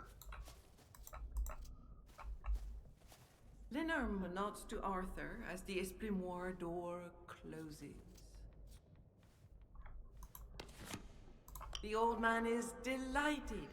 To thank our hero, he gives him a grimoire and a purse full of pebbles. Use the inscription inside to enchant the purse, says Linnerm kindly. With a wink, he adds that there is indeed a sword along the way, beyond the 2 guards posted in front of the stone enclosure inside London. Okay, we got a spell. Alright, we've inquired the grimoire and obtained a quest spell. So we open up the thing. It allows us to create general and quest spells. Create spells. Create spells. Okay. General spells can be used at any time, while quest spells can be used in specific contexts. Quest spells can be acquired during adventures. To discover your new spell, click on the button on the quest spell category. That one. Create a spell. Find the correct card combination by solving the riddle of the formula. Okay. Each card of your deck refers to a chivalrous virtue, which also corresponds to a season of the year. Also, each card depicts a plant whose name is written in Latin at the bottom. Note that Grail cards can replace any card. Okay. Select the required cards to create the spell in this case. 2 cards from different seasons. Okay. To fool the senses is quite the art. With just 2 seasons, make it start. A simple charm, fooling the eye, to make the truth itself belie. Okay, with just 2 seasons, make it start.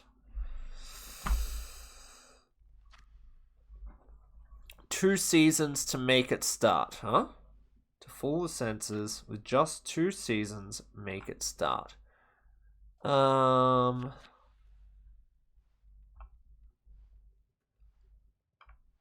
seasons. So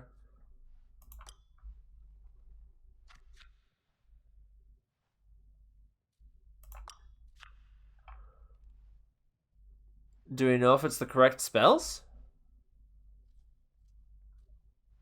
So I said maybe not those 2.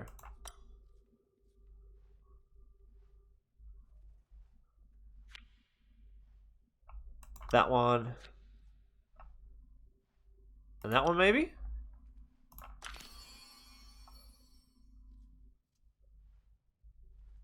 Okay. Use a spell. You require a quest spell. These spells have different powers and conditions of use, and they require to be attentive to story detail as they allow you to progress in your quests. To cast a spell, click on it. It will be grayed out if it cannot be used at the desired time. Okay. Illusion. Arthur casts the spell the old man gave him. The purse begins to gleam. And inside, the plain old pebbles have turned into precious gems. Except not really. Alright. Let's go bribe some guards then. I'm pretty sure that's the thing. Need to get an onyx emoji, huh?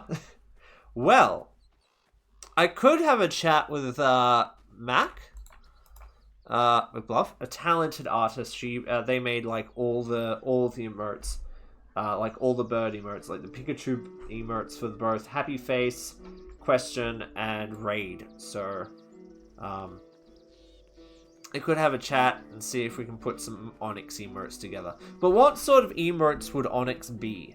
Like, what emotes could we use for Onyx, right? Except for the, always hungry. Always hopeful emote.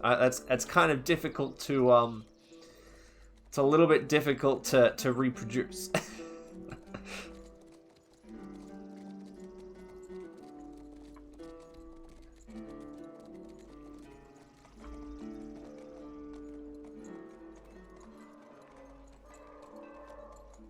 A tail wag? Possibly. I'll have a chat with Mac and see what we can come up with. But the more ideas you send me, the more I can get.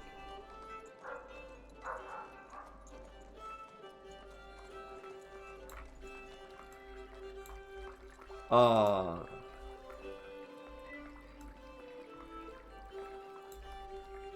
2 guards stop our hero again. He may not pass. Let's bribe them. Guards open their eyes wide and pounce on the purse. Consumed with greed, they are too busy fighting over how to divide the gemstones to pay Arthur any mind. Ha! There you go. Have the rocks. Among the silence and the cold, a sword rises up from the stone. Is that not the prize for the tournament? I don't know.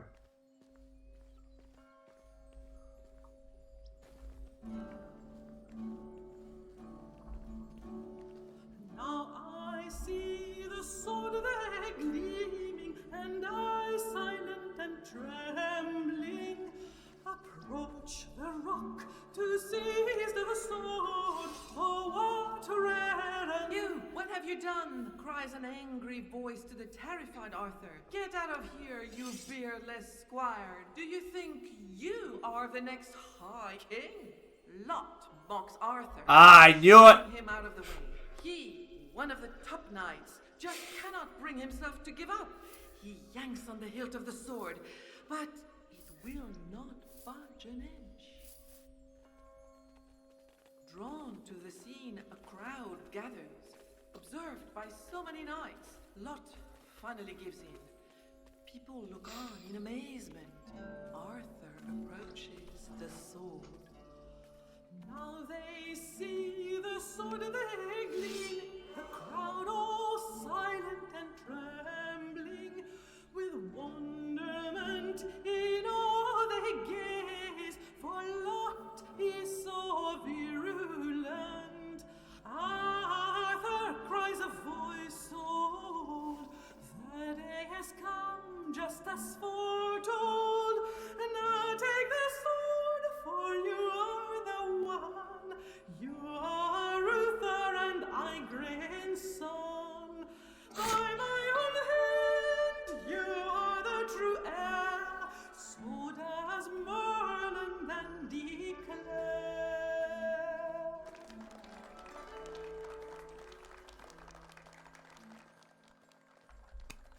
Wonderful. Happy Onyx Nat 20, sad Onyx Nat 1. Well, that's an idea. The coronation took place in the Cathedral of London the following day. After being proclaimed High King of Britain, Arthur did not forget his brother and appointed him a seneschal. A great feast was held, and so the High King came to tour his kingdom, visiting the city and meeting his subjects. For days on end, barons and ladies, buoyed by jubilation and hope, came to pay their respects to the High King. But some of the nobles who had sent gifts from Arthur insulted both the messenger and the High King himself. After the incident, the rebellious barons and kings led by King Lot of Orkney challenged Arthur's authority, defying him openly. The High King had to come to the aid of Leodegrance, the king of Camelides, whose castle was under siege by King Rience. After the battle had been won, the High King was resting in Leodegrance's castle when he met his host's daughter, the beautiful Guinevere. He fell in love with her at first sight and asked for her hand in marriage. The young woman agreed, and Leodegrance gave them his blessing. Sensing new trouble would soon break out, the High King hastened to Caerleon Castle, where he set up court. Alright, adventure summary! The adventure summary allows you to see the state of the knights at the end of an adventure, as well as the individual and collective earnings. When you earn quest items, they can be assigned to the knight of your choice. Click on the item's arrow to change its owner.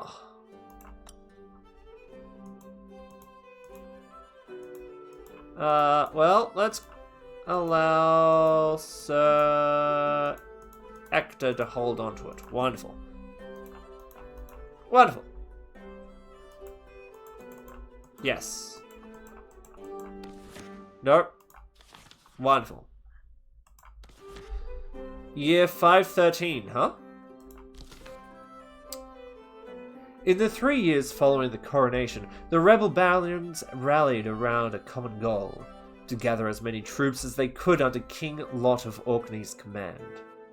By 513, the battalions filled the countryside around Caerleon. To counter this threat, Arthur gathered a group of loyal and deserving knights, with Merlin the magician standing by ready to lend them a hand.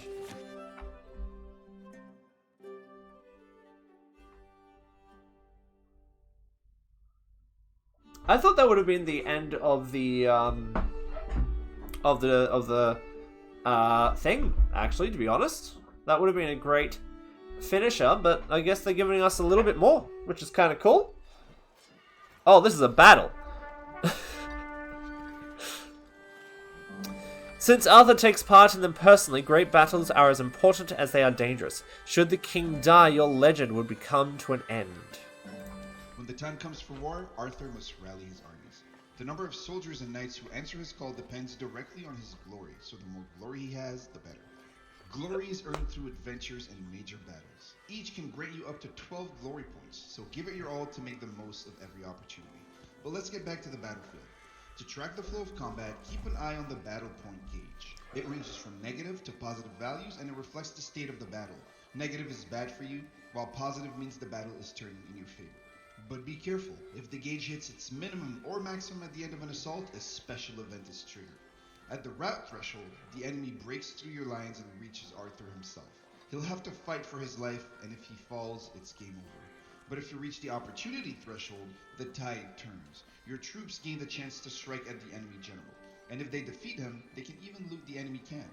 The main way to gain or lose battle points is through assaults. The more enemies you defeat while keeping your own troops alive, the more points you'll earn.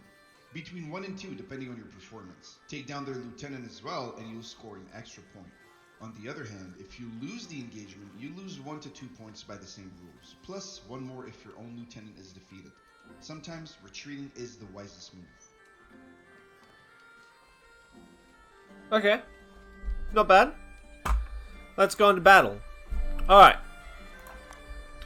The number of troops in your army is determined by the number of glory points you have amassed in your previous adventures and battles. You now have 12 of the 12 possible glory points, so your army is at its maximum strength. Maximum! The High King's men now face off against the army of treacherous barons led by King Lot. At stake here is Arthur's rightful place on the royal throne. First step in a great battle is to assign a lieutenant to each of the 9 divisions of your army. Okay. Your army is divided into 3 battalions, Vanguard, Center, and Rearguard. Each battalion comprises a Knight division, a Pikeman division, and an Archer division for a total of 9 divisions. To assign a commander, select a division, except Arthur's, which cannot be changed. Arthur's is in the center, I believe. Where is Arthur? There he is. I'm pretty sure that's Arthur there. Okay. So,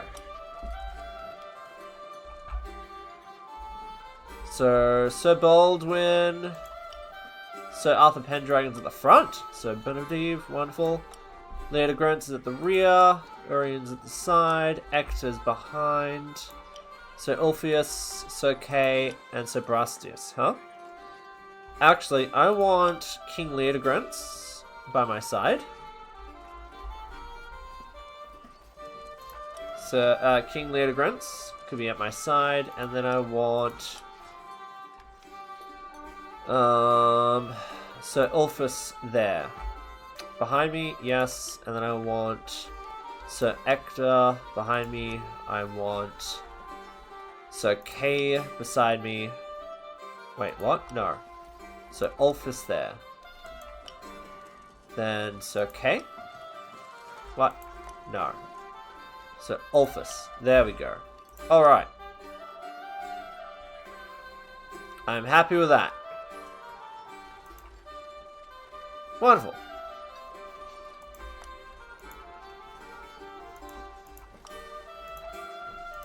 Okay, good.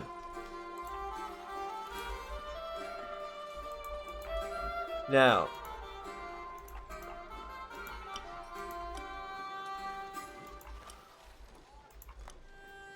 good. Yes, that's fine.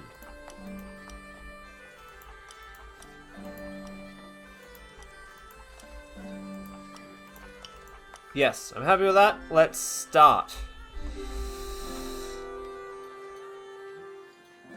Alright, fighters on both sides are eager to jump into the fray, then the alarm sounds in the east. Rising from the fog, siege weapons, led by King Barant Leapres, have been spotted. The sight of these devices designed to breach Carleon's defenses causes a panic among Arthur's troops. Arthur orders an emissary to be sent as soon as possible to try to convince Barant to renounce his support of Lot. Okay. So you must now choose which of my lieutenants will negotiate with the King of the 100 Knights to prevent him from supporting the level troops of King Lot. It's a good idea to choose knights gifted in courtesy and strategy for this role.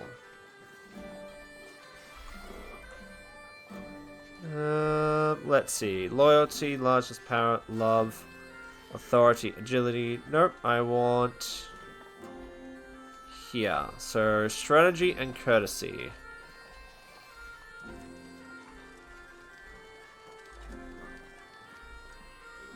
Do I have any knights that can take over 2 of them?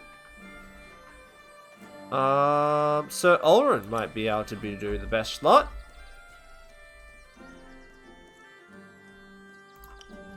Alright, the knight designated to be the emissary leaves immediately. He has to get to a 12, so I reckon... Oh, that's not going to cut it. That one. That should get us to a 12. Easy done.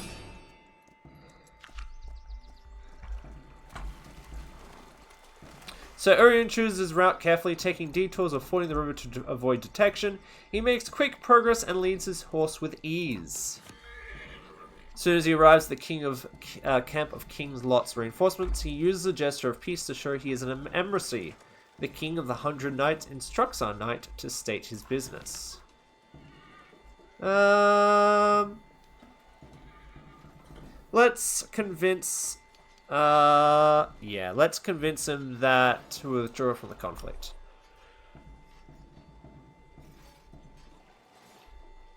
Paris. But it's not like you to ally yourself with a... Yes, that one. We're going to use our highest stat, which is 20. Let's see if this is good enough. It is. 20 is good enough. His silence becomes oppressive. Sir Owen is sure it was all lost when Barant finally replies. Very well. I will not have my glorious knights attack. Tell Arthur, and by the grace of God, be victorious. We have earned 1 battle point! Ba, ba, ba, ba, ba, ba. This is to gauge how good we are. So down here it says we are in the lead. Okay. Just before the battle, Arthur brandishes the Sword of Kings. It shines so brightly as though 30 torches have been lit. All the enemies take fright. The two armies face each other on a muggy late summer morning. Arthur can't wait for the battle to begin. He still has to prepare the first charge by his knights who will fight Lot's followers. Let's lead the charge of the Vanguard Knights, led by Commander Sir Lear de Grants. Alright, it's possible to simulate the resolution of a great battle combat using single military strategy challenge. This can save you time, especially if your troops are superior to your opponents in number and quality. The margin of success or failure of this challenge is interpreted to determine the challenge consequence. Be careful though, if you fail this challenge, your lieutenant may be injured, in a coma, or even dead. Don't choose auto combat if you're not willing to take that risk. So let's take a look. Can we take a look? No, we cannot. Who are these guys? Do you wish to manage the battle yourself or entrust decisions to your lieutenant? Actually, he's pretty good. He has strong military strategy. Sense. Yeah. Let's see how good he goes. Lieutenant Sir Lear de Grants and his 83 knights of the Vanguard are fighting Sir Brandegori and his 83 knights of the Vanguard. We're going to add our highest stat, which will be 22. Let's see how that goes. Hey, it's a success! Wonderful! That's what I like to see. We have achieved a decisive victory, which has got us 4 battle points. The Knights of the Vanguard Division withstood the onslaught of adversaries with bravery and force, smashing helms and shattering shields. They fought so well that they beat back the daring enemy fighters. The successful charge marks a considerable breakthrough in the already thinning ranks of the enemy. In the distance, a group of felon knights moves away from the rest of the army. It's time to take advantage of our troops' rapid advance to move deeper into the fray and perhaps to change the outcome of the battle. Now that we've reached the decisive victory threshold, we have the opportunity to fight an enemy general and plunder the opposing camp. Choose your lieutenant carefully, for a tough battle is about to begin. You may also decide to not finish the enemy general, in which case you will not plunder the opposing camp. Alright, so we need someone who's good. Lear de Grants is always good. Sir Arthurian is also pretty good.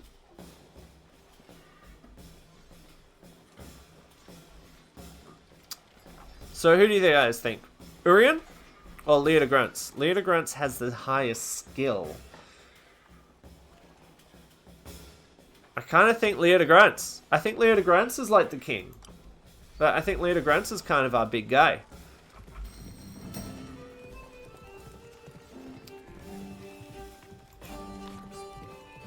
Alright, but what is this he sees now? King Lot and his guard? Sir Lear de Grants is ready to settle the score, but that was without accounting for Sir Nero, Lot's right-hand man, who steps in with his knights to stand in their way. Combats! The combats you find in the great battles have a major impact on what happens next.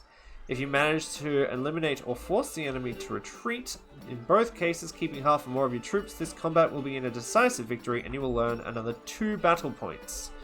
Okay. If you manage to eliminate the enemy, Dag's about to start Gatewalkers? Oh, okay. Yeah, not a problem. Thanks, Christina. Hope you have a great night. Thank you for hanging out. You choose to eliminate so it's basically just a normal combat. Let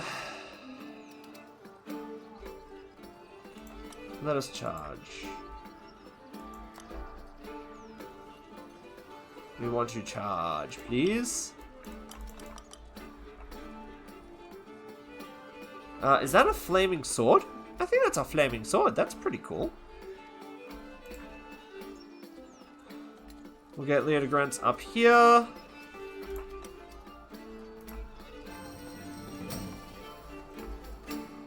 Alright. Let's use a lesser one. Nope. That one.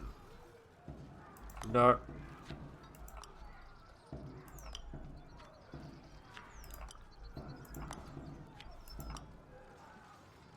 Yes, let's choose that one, shall we?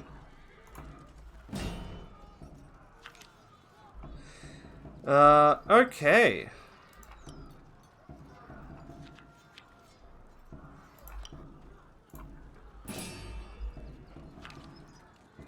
Our horse is quite adept at dodging.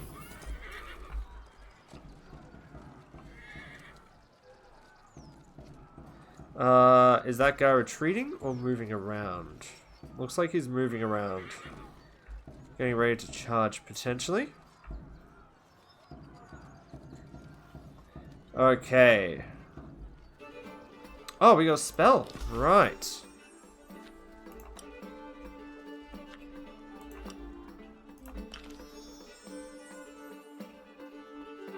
Okay.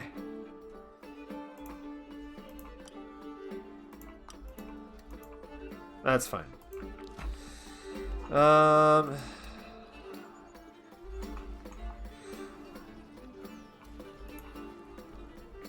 are we doing? We are doing this, please.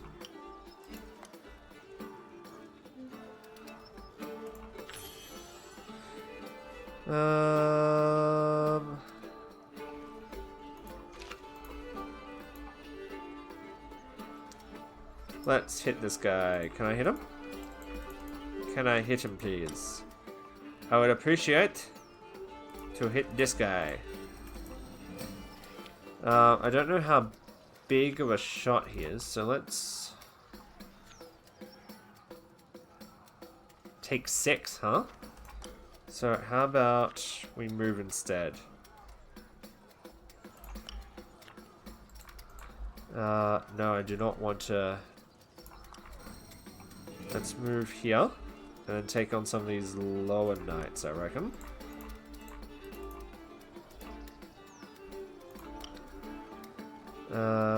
That one. That's a -8. Alright, why is our attack so slow? Maybe I need to be flanking. So let's flank up here, I reckon.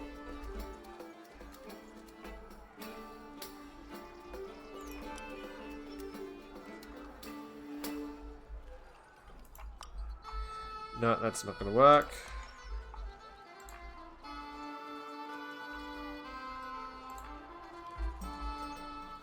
And can you make a strike? Nope, he can't make a strike. Nope, nope. This guy.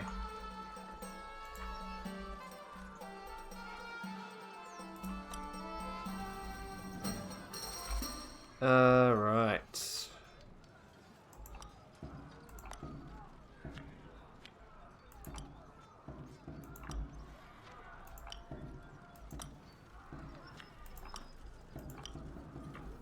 So I'm not going to hit that 20, which is a shame. So I'm going to get hit.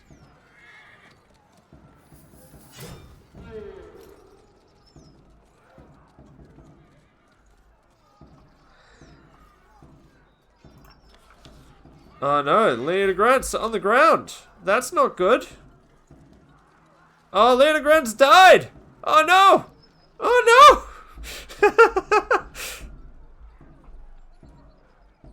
Okay, that's not great.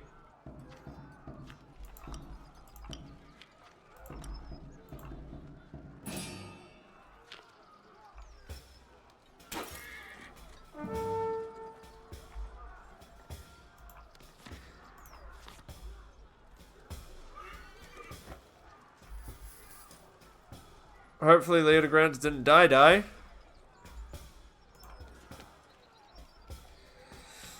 That would be awful. I don't think I have enough to do it. No, I don't have enough to do it. He's just going to take the hit, unfortunately.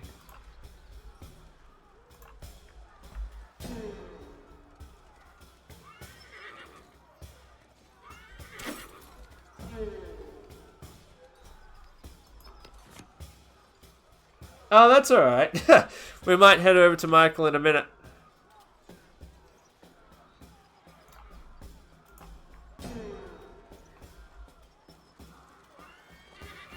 Alright, so there goes one of our second knights.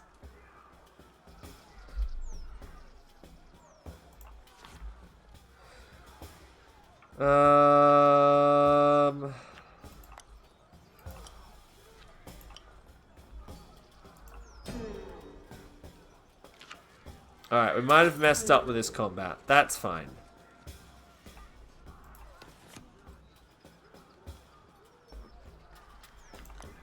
We don't have a way to make it up. So this looks like this was a pretty tough fight.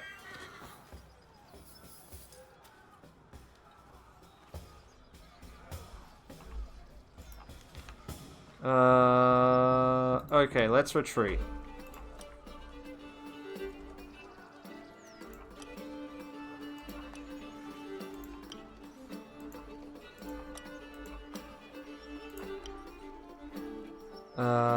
Yes.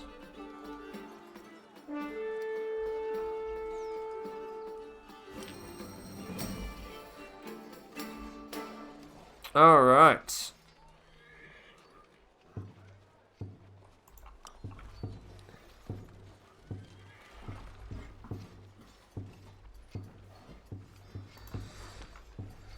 So, let's charge it with Sokay.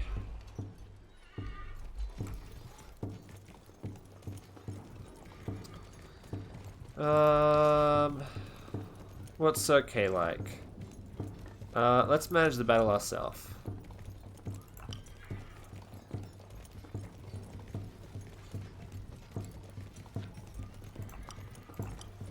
Let's use that one. Yes.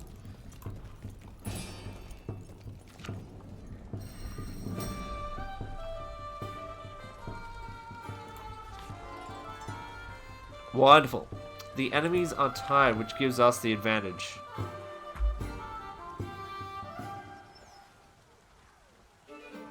Oh, okay. So our knights, so these guys down here, don't actually have to follow the code of conduct.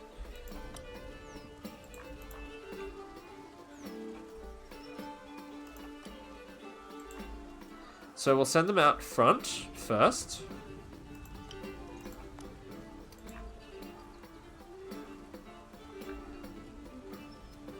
Wait. Alright. So we gotta try to beat a 16, which won't be too difficult.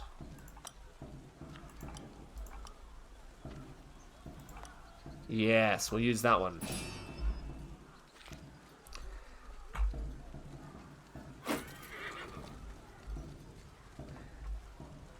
Oh, Sokay's shield cracked at the belt. That's not good. So they have to get to us to actually do something, which is promising. Then we'll have a knight-on-knight battle.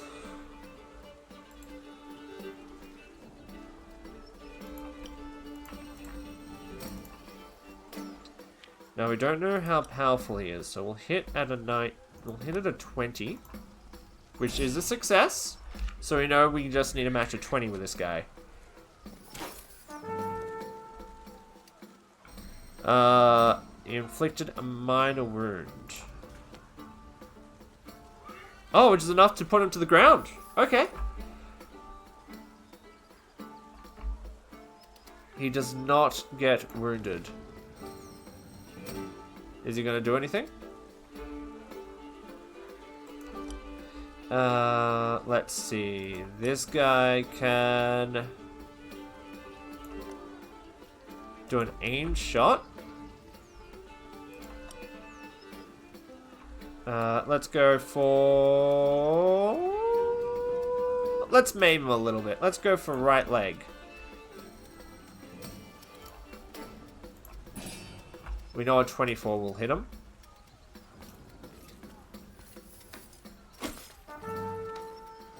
Wonderful. He is destabilized, which hits the major wound threshold. And then we'll see if we'll grant him mercy.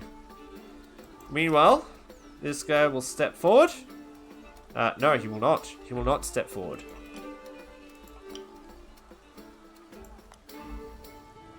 He will not step forward. He will wait. Yes, we will wait.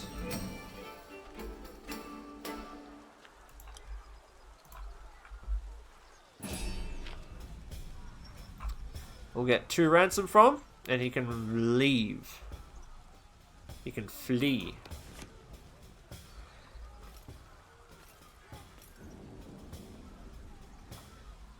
All right. Next, this guy. We're gonna beat a 19. On 11, we'll probably want to use the 8, I reckon. That should give us a bit of damage.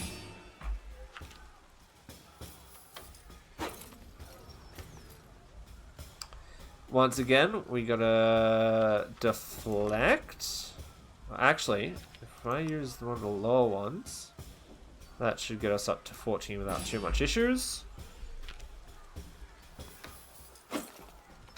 Looks like our pikes are doing pretty well. Alright, let's do some responses, shall we?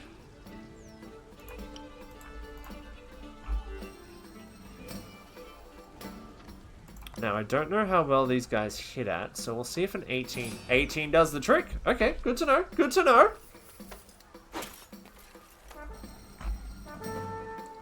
9 wounds, which hits the 5 wounds. Padded right sleeve became useless. Good to know. Next guy.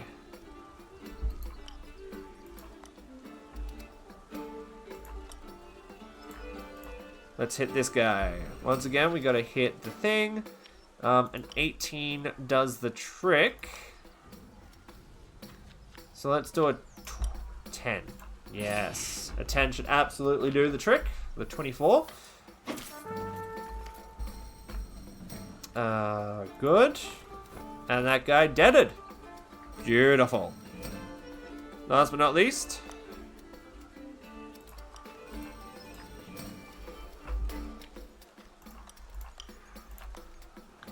We know a 20 is going to do it. I think I'm getting the hang of this combat thing. Oh, he dodged. Okay. No, never mind. He deaded. It's okay now.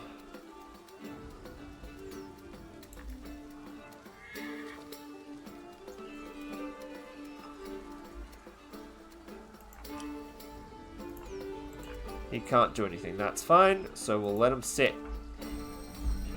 Alright. He's going to retreat. That's pretty good. That's a pretty good match.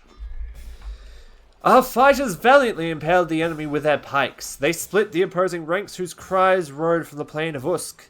Our formidable pikemen decimated their opponents. In the melee, men and horses, friendly and enemy combatants, archers, pikemen, and horsemen of all banners all become indistinguishable.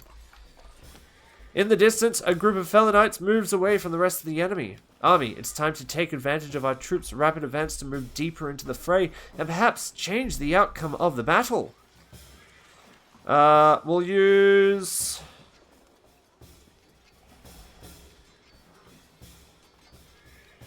Sir Baldwin.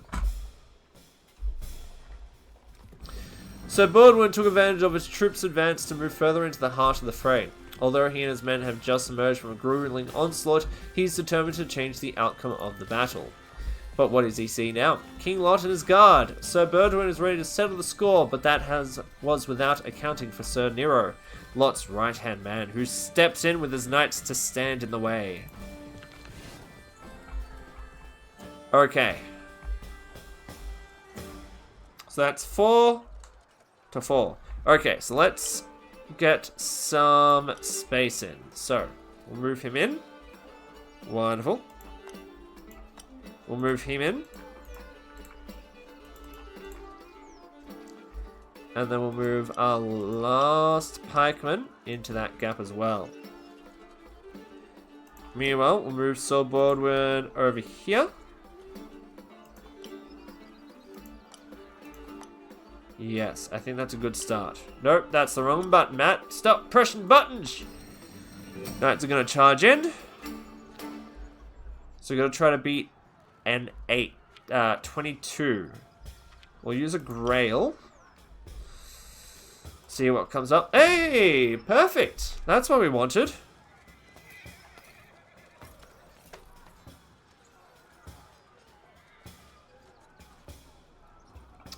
We got to beat a 17, which that should more than cover it.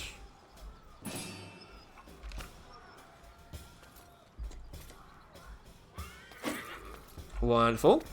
There's our pikes doing their jobs. So Nero's knight loses his spear, which is pretty good. And can he get in? Or maybe. Let's use another Grail token to see if we can get in there. Yes! Not bad. Not bad at all. And I don't think he can get in there, can he? No, he cannot. Good. Alright, so let's put our...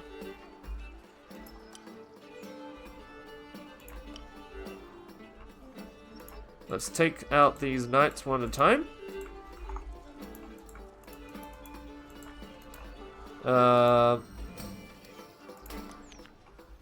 So we don't know how much he's going to take. So let's put in 11.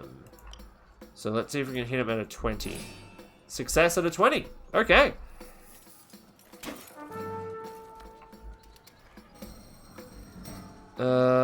Which is a minor wound on him, which is pretty good. Which drops into the ground.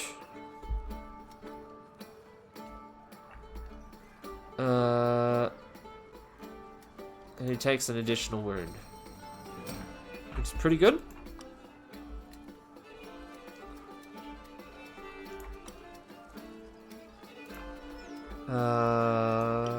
Nero's knight, wonderful. Let's see how well this goes.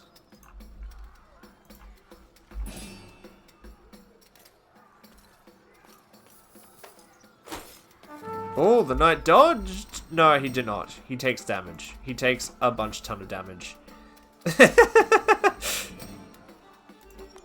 And we'll move you into here.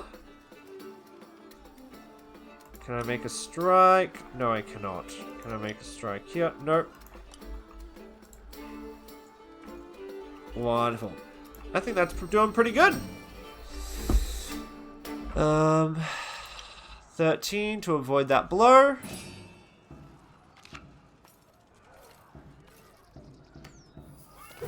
Perfect.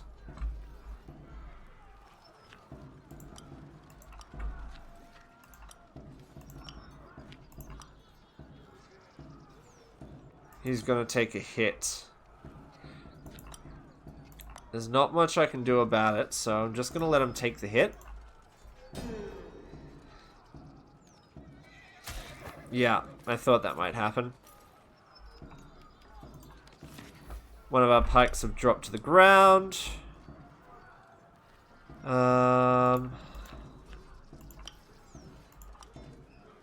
There's not much I can do here, so I'll just use a card to get rid of it, and hopefully we get a better card. Hopefully it doesn't kill our person. It does kill our person. That's fine.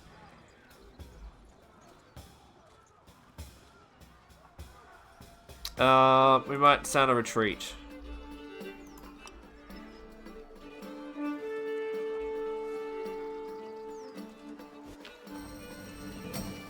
Yep.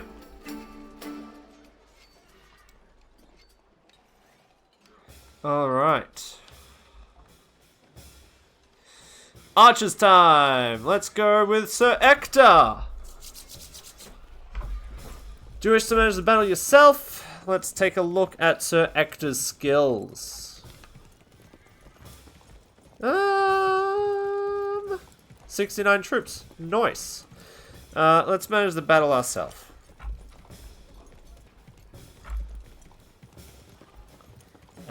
Yes. Please do so. Nice. Alright, when the enemy's progress is slowed, some of Arthur's knights seize the opportunity to provide reinforcement to our archers. That's what I like to see. Our lieutenant rallies the archers and knights with a single battle cry, inspiring them to give their utmost. Fatigue and the weight of the losses suffered are beginning to be felt in the ranks. Alright, it's our turn. So,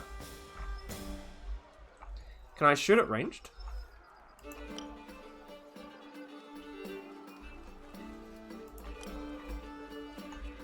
Yeah.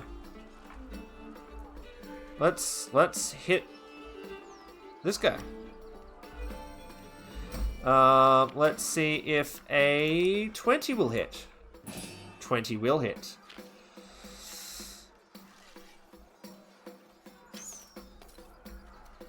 Is enough to do a lot of damage? Yes.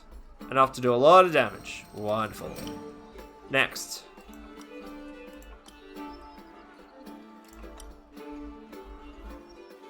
Can I get this guy up the back? With a 15 maybe?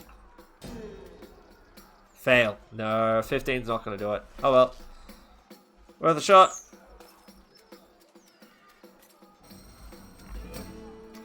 Where's my other guy? Him.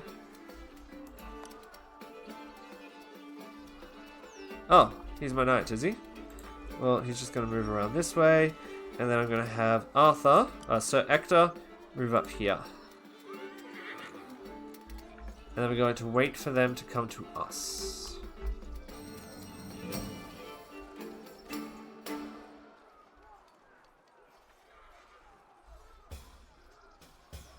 Perfect.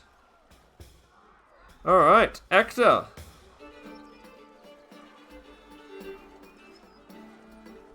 Move in.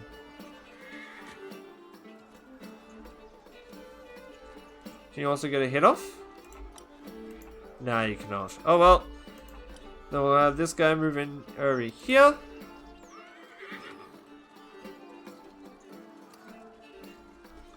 Wonderful.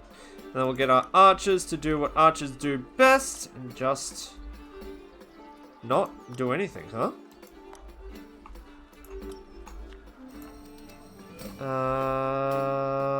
Let's do a... No, that's not going to work. Let's do that one.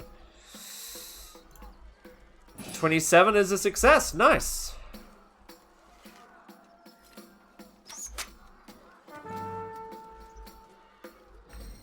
Threshold of 6, which is good. Enough for him to take him down? Yes.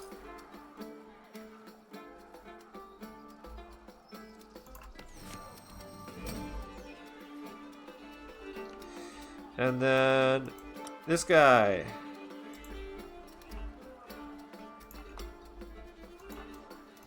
He can't get a shot off, that's fine.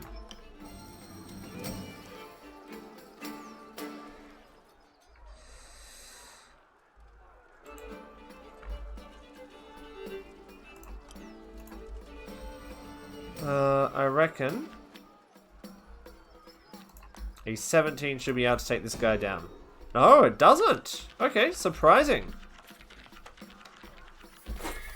He managed to dodge. Okay, that's surprising. That's fine.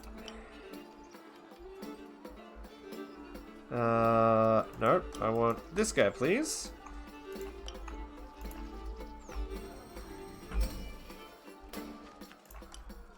I know a 23 will do the trick.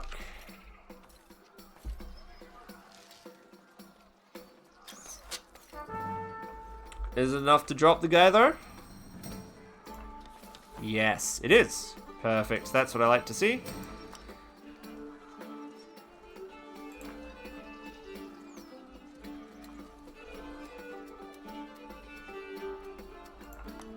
No, I can't make a strike. Oh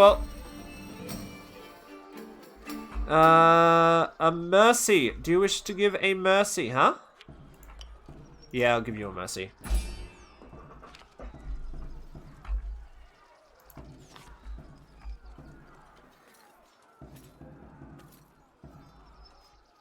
Get off my battlefield.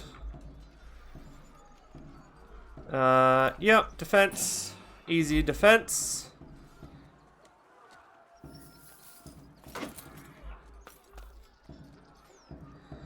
Wonderful.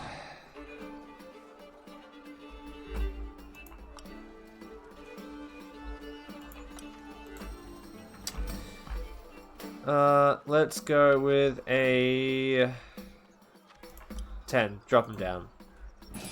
Which means we're going to have a lot of low cards coming up.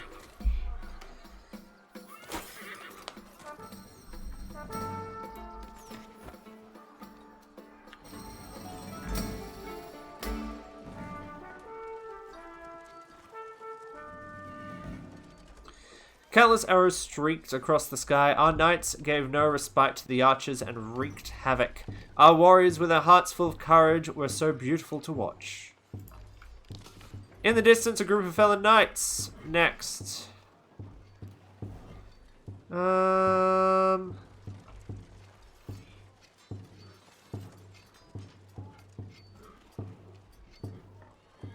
Sure.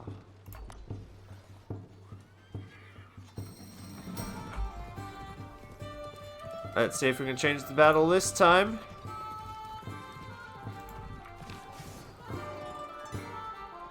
Alright. 4 knights against, like, 5. So we should be good.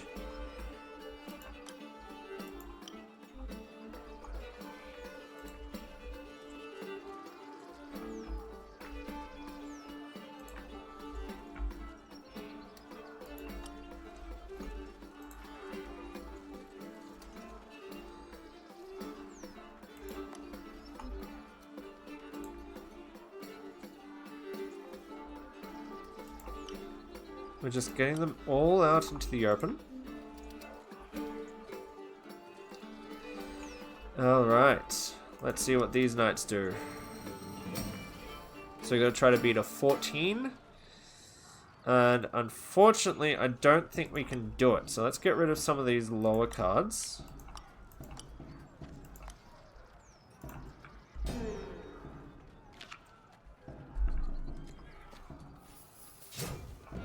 Yeah, that's going to take off one of our knights.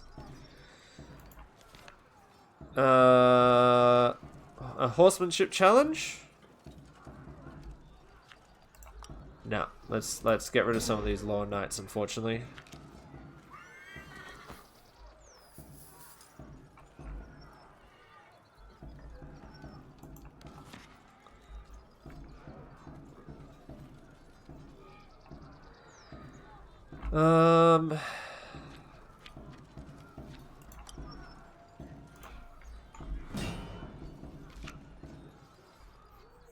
We go into a horse check. Now, fortunately, our horses are pretty good.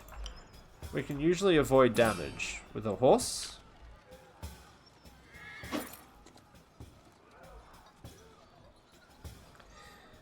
Now, there's not going to be enough room for these guys to get in there, but that's okay.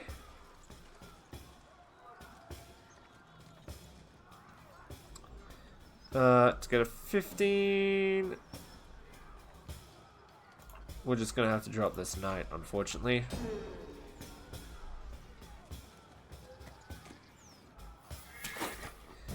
We need to focus on Nero, I think.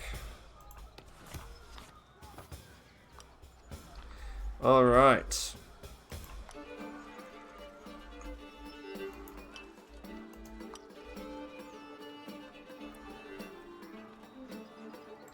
Get in there and do some damage, my friend.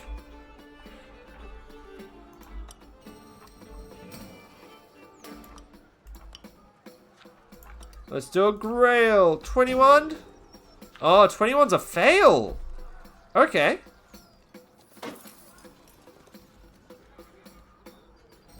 Alright, so be it.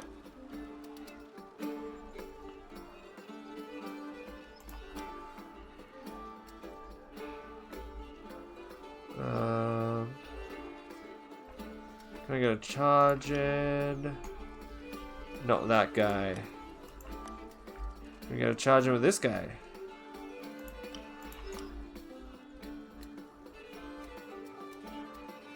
No, we can't get a charge in, but we can do some normal striking stuff. No, we cannot. What? Okay, that's fine.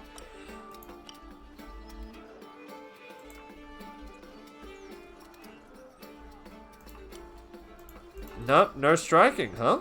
Okay, we might be in a bit of trouble here, guys. We might be in a lot of trouble. Never mind.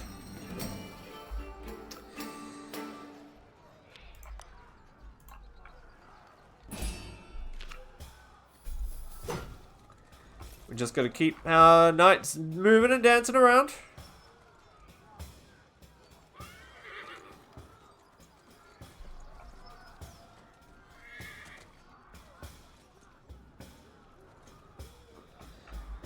A 19. I don't think we can beat a 19, so let's do that one.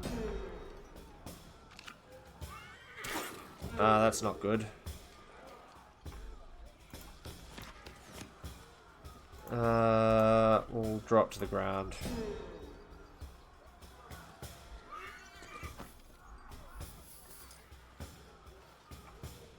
The battles tend to be going for a while, aren't they?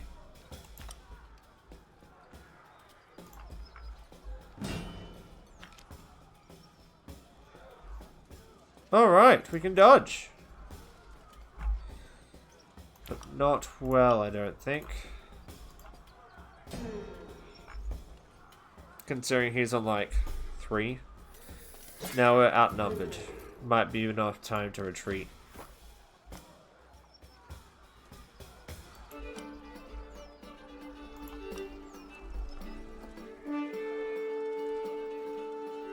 That narrow guy.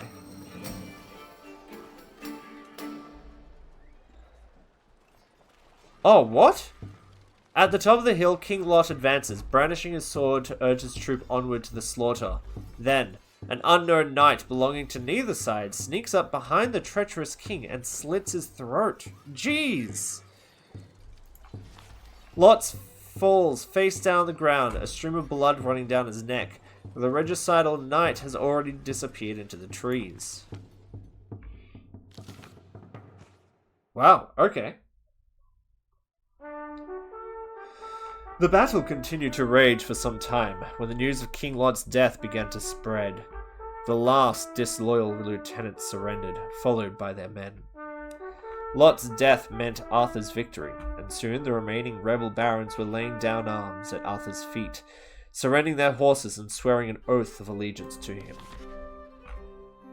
Okay. So Leodegrance is dead. That's a shame.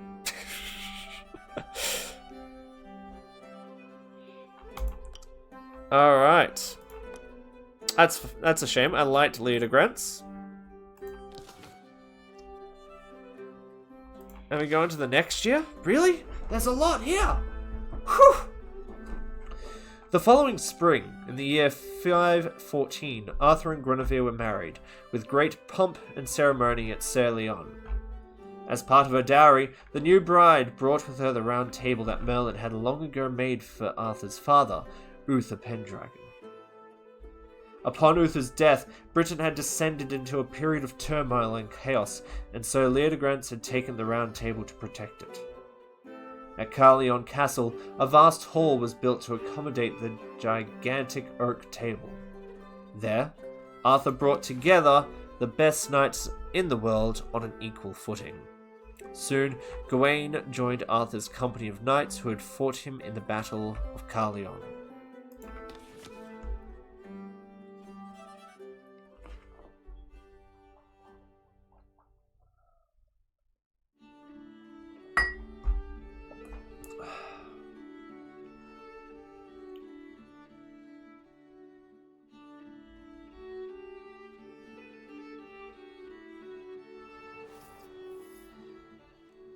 Alright.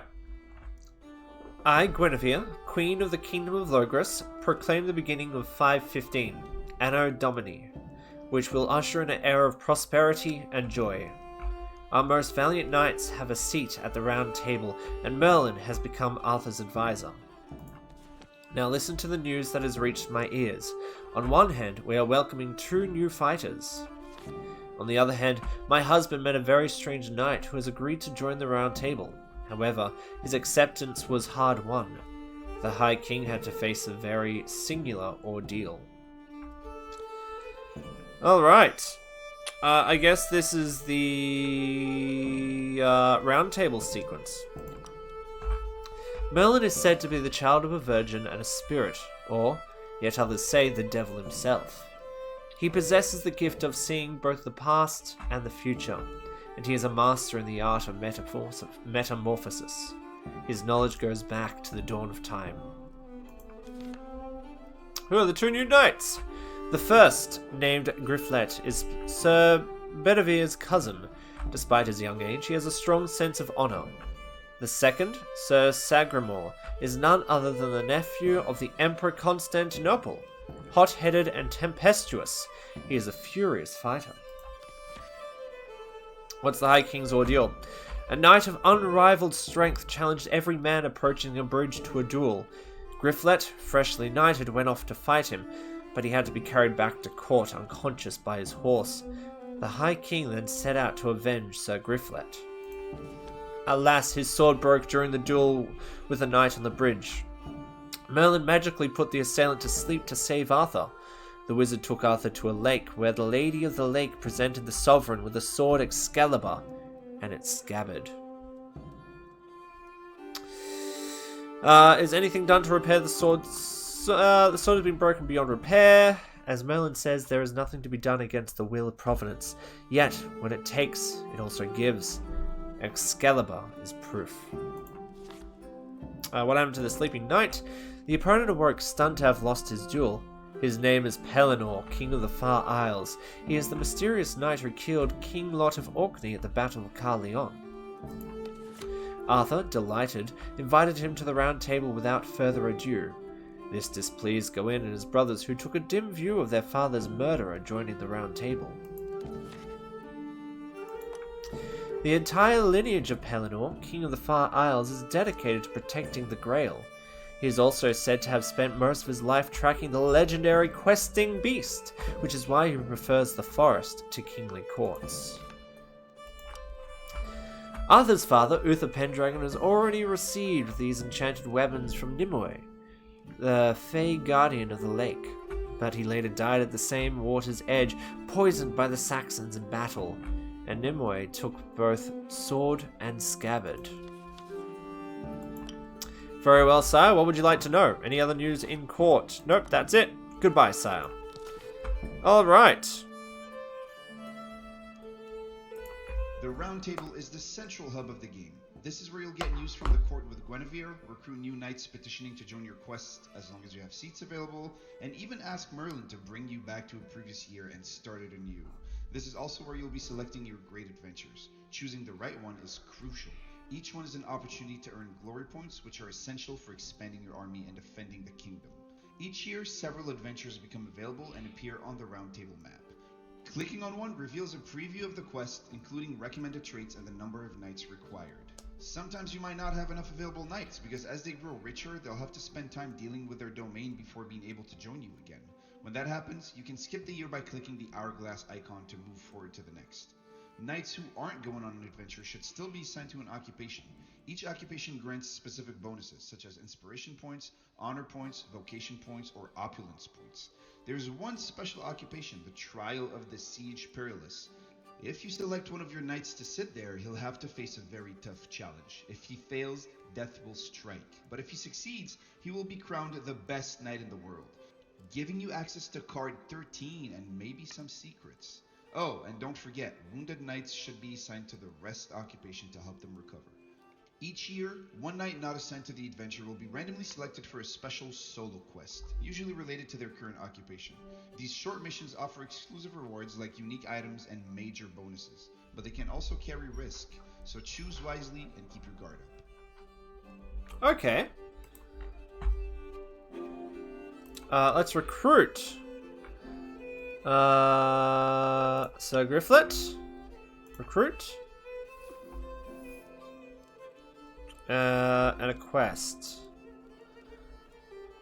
So Arthur is the only one that can go on a quest. So select an adventure, select a quest. Go on a quest. What quest is there? There is the Green Knight. Oh! On New Year's Eve, a terrifying knight arrives uninvited to Arthur's court. He challenges our heroes to strike him with their sword. One accepts and decapitates the unexpected guest, but in a curious twist of fate, our knight is condemned to undertake a purifying quest to the Green Chapel, where he too will challenge death. Okay. Do I have Gawain? I do have Gawain. Okay. What's up this one? Lady Ragnell. During a hunting expedition in the Inglewood Forest, our knights will come across a terrifying giant able to paralyze a victim with his gaze. Ooh.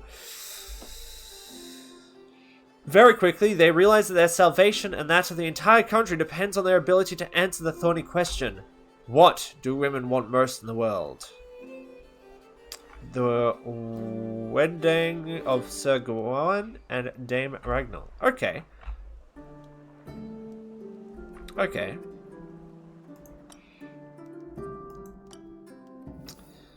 Go on a quest. To help you choose the knights for this adventure, look at the recommended traits on the scroll to the right. They represent the most useful ones for the selected quest. Make sure some of your knights have higher values in these traits as shown in the bottom left. Okay. Traits indicated with the servant's icon are none lightly. These traits are provided by your knight servants, which can see by hovering the mouse over the servant's icon.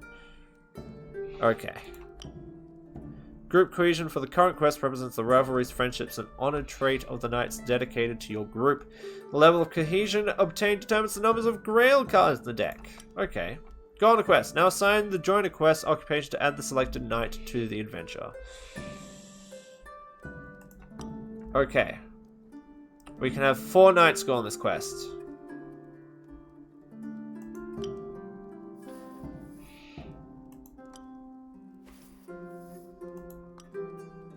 So we need someone with folklore and subterfuge.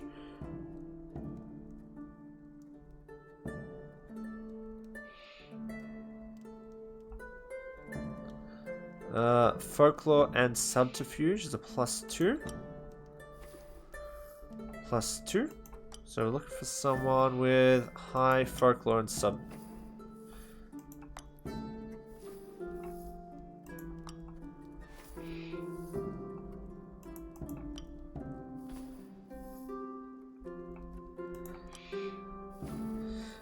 It looks like 2 is the highest we're gonna find.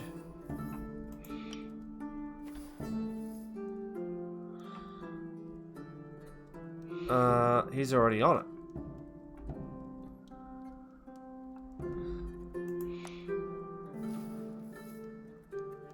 Let's add him to the quest. Who else would be a good one to add to the quest? Sir Bardwin?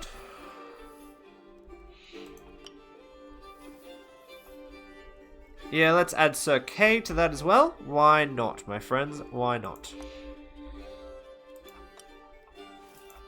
And Arthur himself.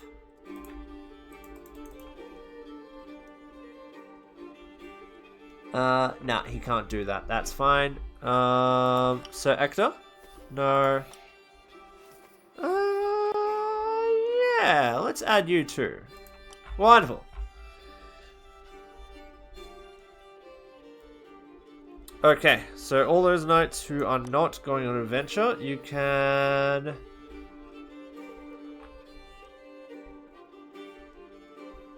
manage your domain.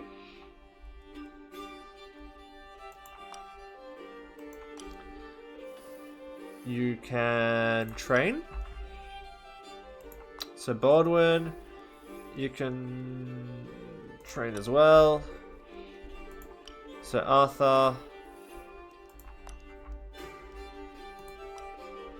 yeah, you can recruit you too.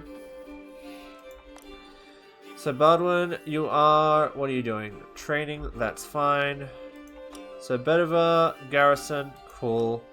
You're going on a pilgrimage, that's fine too. So Ector, I want you to manage the main. And that's it. Wonderful. Each year, among the knights who do not leave for the next adventure, one knight is chosen to go alone on a quest. Each solo quest has its story where the choices you will make will impact the evolution of the knight. Alright. So, we are Sir Bedivere. One evening, as the knights were leaving a meeting of the Round Table, Merlin beckoned Sir Bedivere to follow him. Once they were hidden from view behind an archway, the enchanter said to our knight, "Sire, to safeguard our king and kingdom, I need to lead you to a most secret mission and be silent about it. Seek out the male children of noble ancestry, born on the 1st of May of this year on the land of Britain. Once you've rounded them up, kill them all, without exception." Jeez, okay. That's a bit harsh. Does Arthur know about this? The enchanter looks grave, but he does not answer. Okay. Why would we do such a thing? Mel intensely says he has had a vision. He saw Arthur and the kingdom fall because of a boy child born on the 1st of May. The only way to avoid it is for our hero to do as he is told. Okay, my dear chat, we're going to go into the thing. We got options 1, tell him we will take care of it, or option 2, tell him he'll have to find another knight for this mission. What do you guys think? Option 1 or 2? I'm pretty sure I know what this is about. Children born on the 1st of May. This is probably talking about Mordred, if I know my Arthurian legends correctly. So what do you guys want to do? 1 or 2?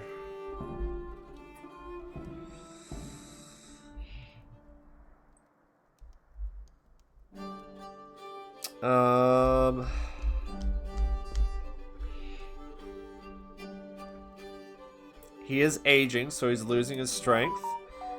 So, what are your thoughts, my friends?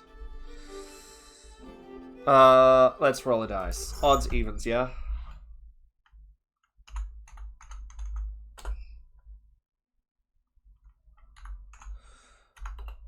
No, that's not working. Alright, so let's go. We'll take care of it. Merlin nods, satisfied. The enchanter proposes that the infants be put in a large ship, which Merlin will provide, and the ship will be sent crashing into a reef. Then he urges Sir Bedivere to set off without delay.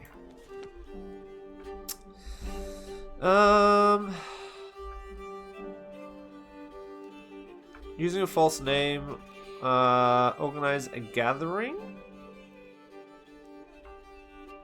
Actually, let's travel the kingdom by yourself. We gotta get to a 12. That one will do the trick.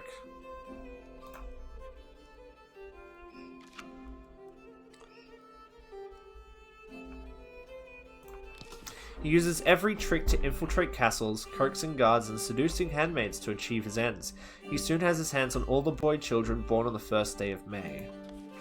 Now that our knight has the infants, he faces the thorny problem how to be rid of them. Let's do it that one.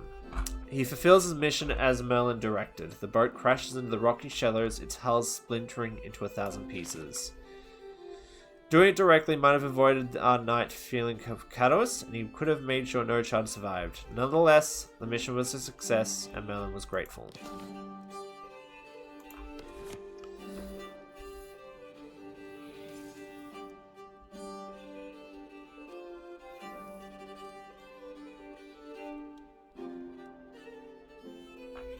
Alright, so that's the round table sequence. That's good to know. So we've done basically a trial, right? So we went and did the pulling the sword of the stone. We've done a battle. And we've got a cutscene. Our knights go hunting one fine day, through forest dense they make their way. There on the hillside rest the deer, too weak to flee as they draw near, too weak to flee as they draw near. A knight takes bow to shoot the buck, his aim is true, his chest is struck. Down falls the creature, there it lies. The bugle sounds to claim the prize. The bugle sounds to claim the prize.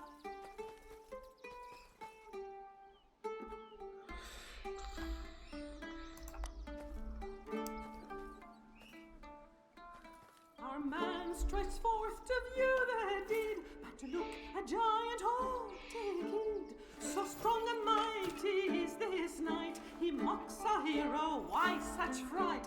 He mocks a hero, ha ha, why such fright? Now, answer this, my clever sire, what does a woman most desire? Speak up this minute, don't delay, or you'll be paralyzed this day, or you'll be paralyzed this day. Our knight can give no quick reply, the giant does so terrify, such mighty girth, what piercing eye! Our poor man fears his end is nigh. Our poor man fears his end is nigh. Not so okay. He feels a jolt deep in the bone. His body drops down like a stone. The giant house. Now I am Lord, and you shall perish by my sword. And you shall perish by my sword. The stag steps out into the light. It stands up straight. Oh, wondrous sight. It has fine antlers like a deer, than a man's face and chest appear. Human or beast, it is not clear. It draws the arrow from its chest. Oh, Grummer, hear now my behest. Put away your sword, spare the night. Let them all learn of their man's plight. Let them all learn of their man's plight. This night will be your perfect bait. Go to your castle and there wait. It will be gruesome, the demise. Very good master, this is wise. Very good master, this is wise. Our man is left to his vile fate, for he is helpless in this state. Gromer heaves him up like a sack. The creature's gone when he looks back. The creature's gone when he looks back.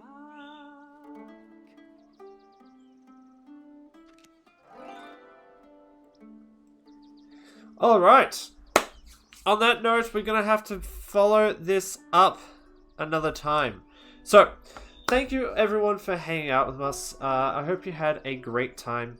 It is a slightly longer stream than what we usually do, but that's okay. Tomorrow is a public holiday, so we should be fine. Make sure to follow the link to the Discord. Let me get that up and running. All things perfect. Thank you, Jasmine. Amazing as always. Gorgeous.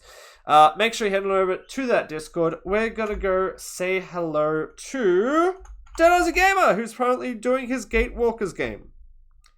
As we head on over, make sure you let him know to release all the birds. Make sure to follow all the links in chat. And from everyone here at All Things Fantasy, from me to you. Have fun, and we shall see you next time. Good night, everybody.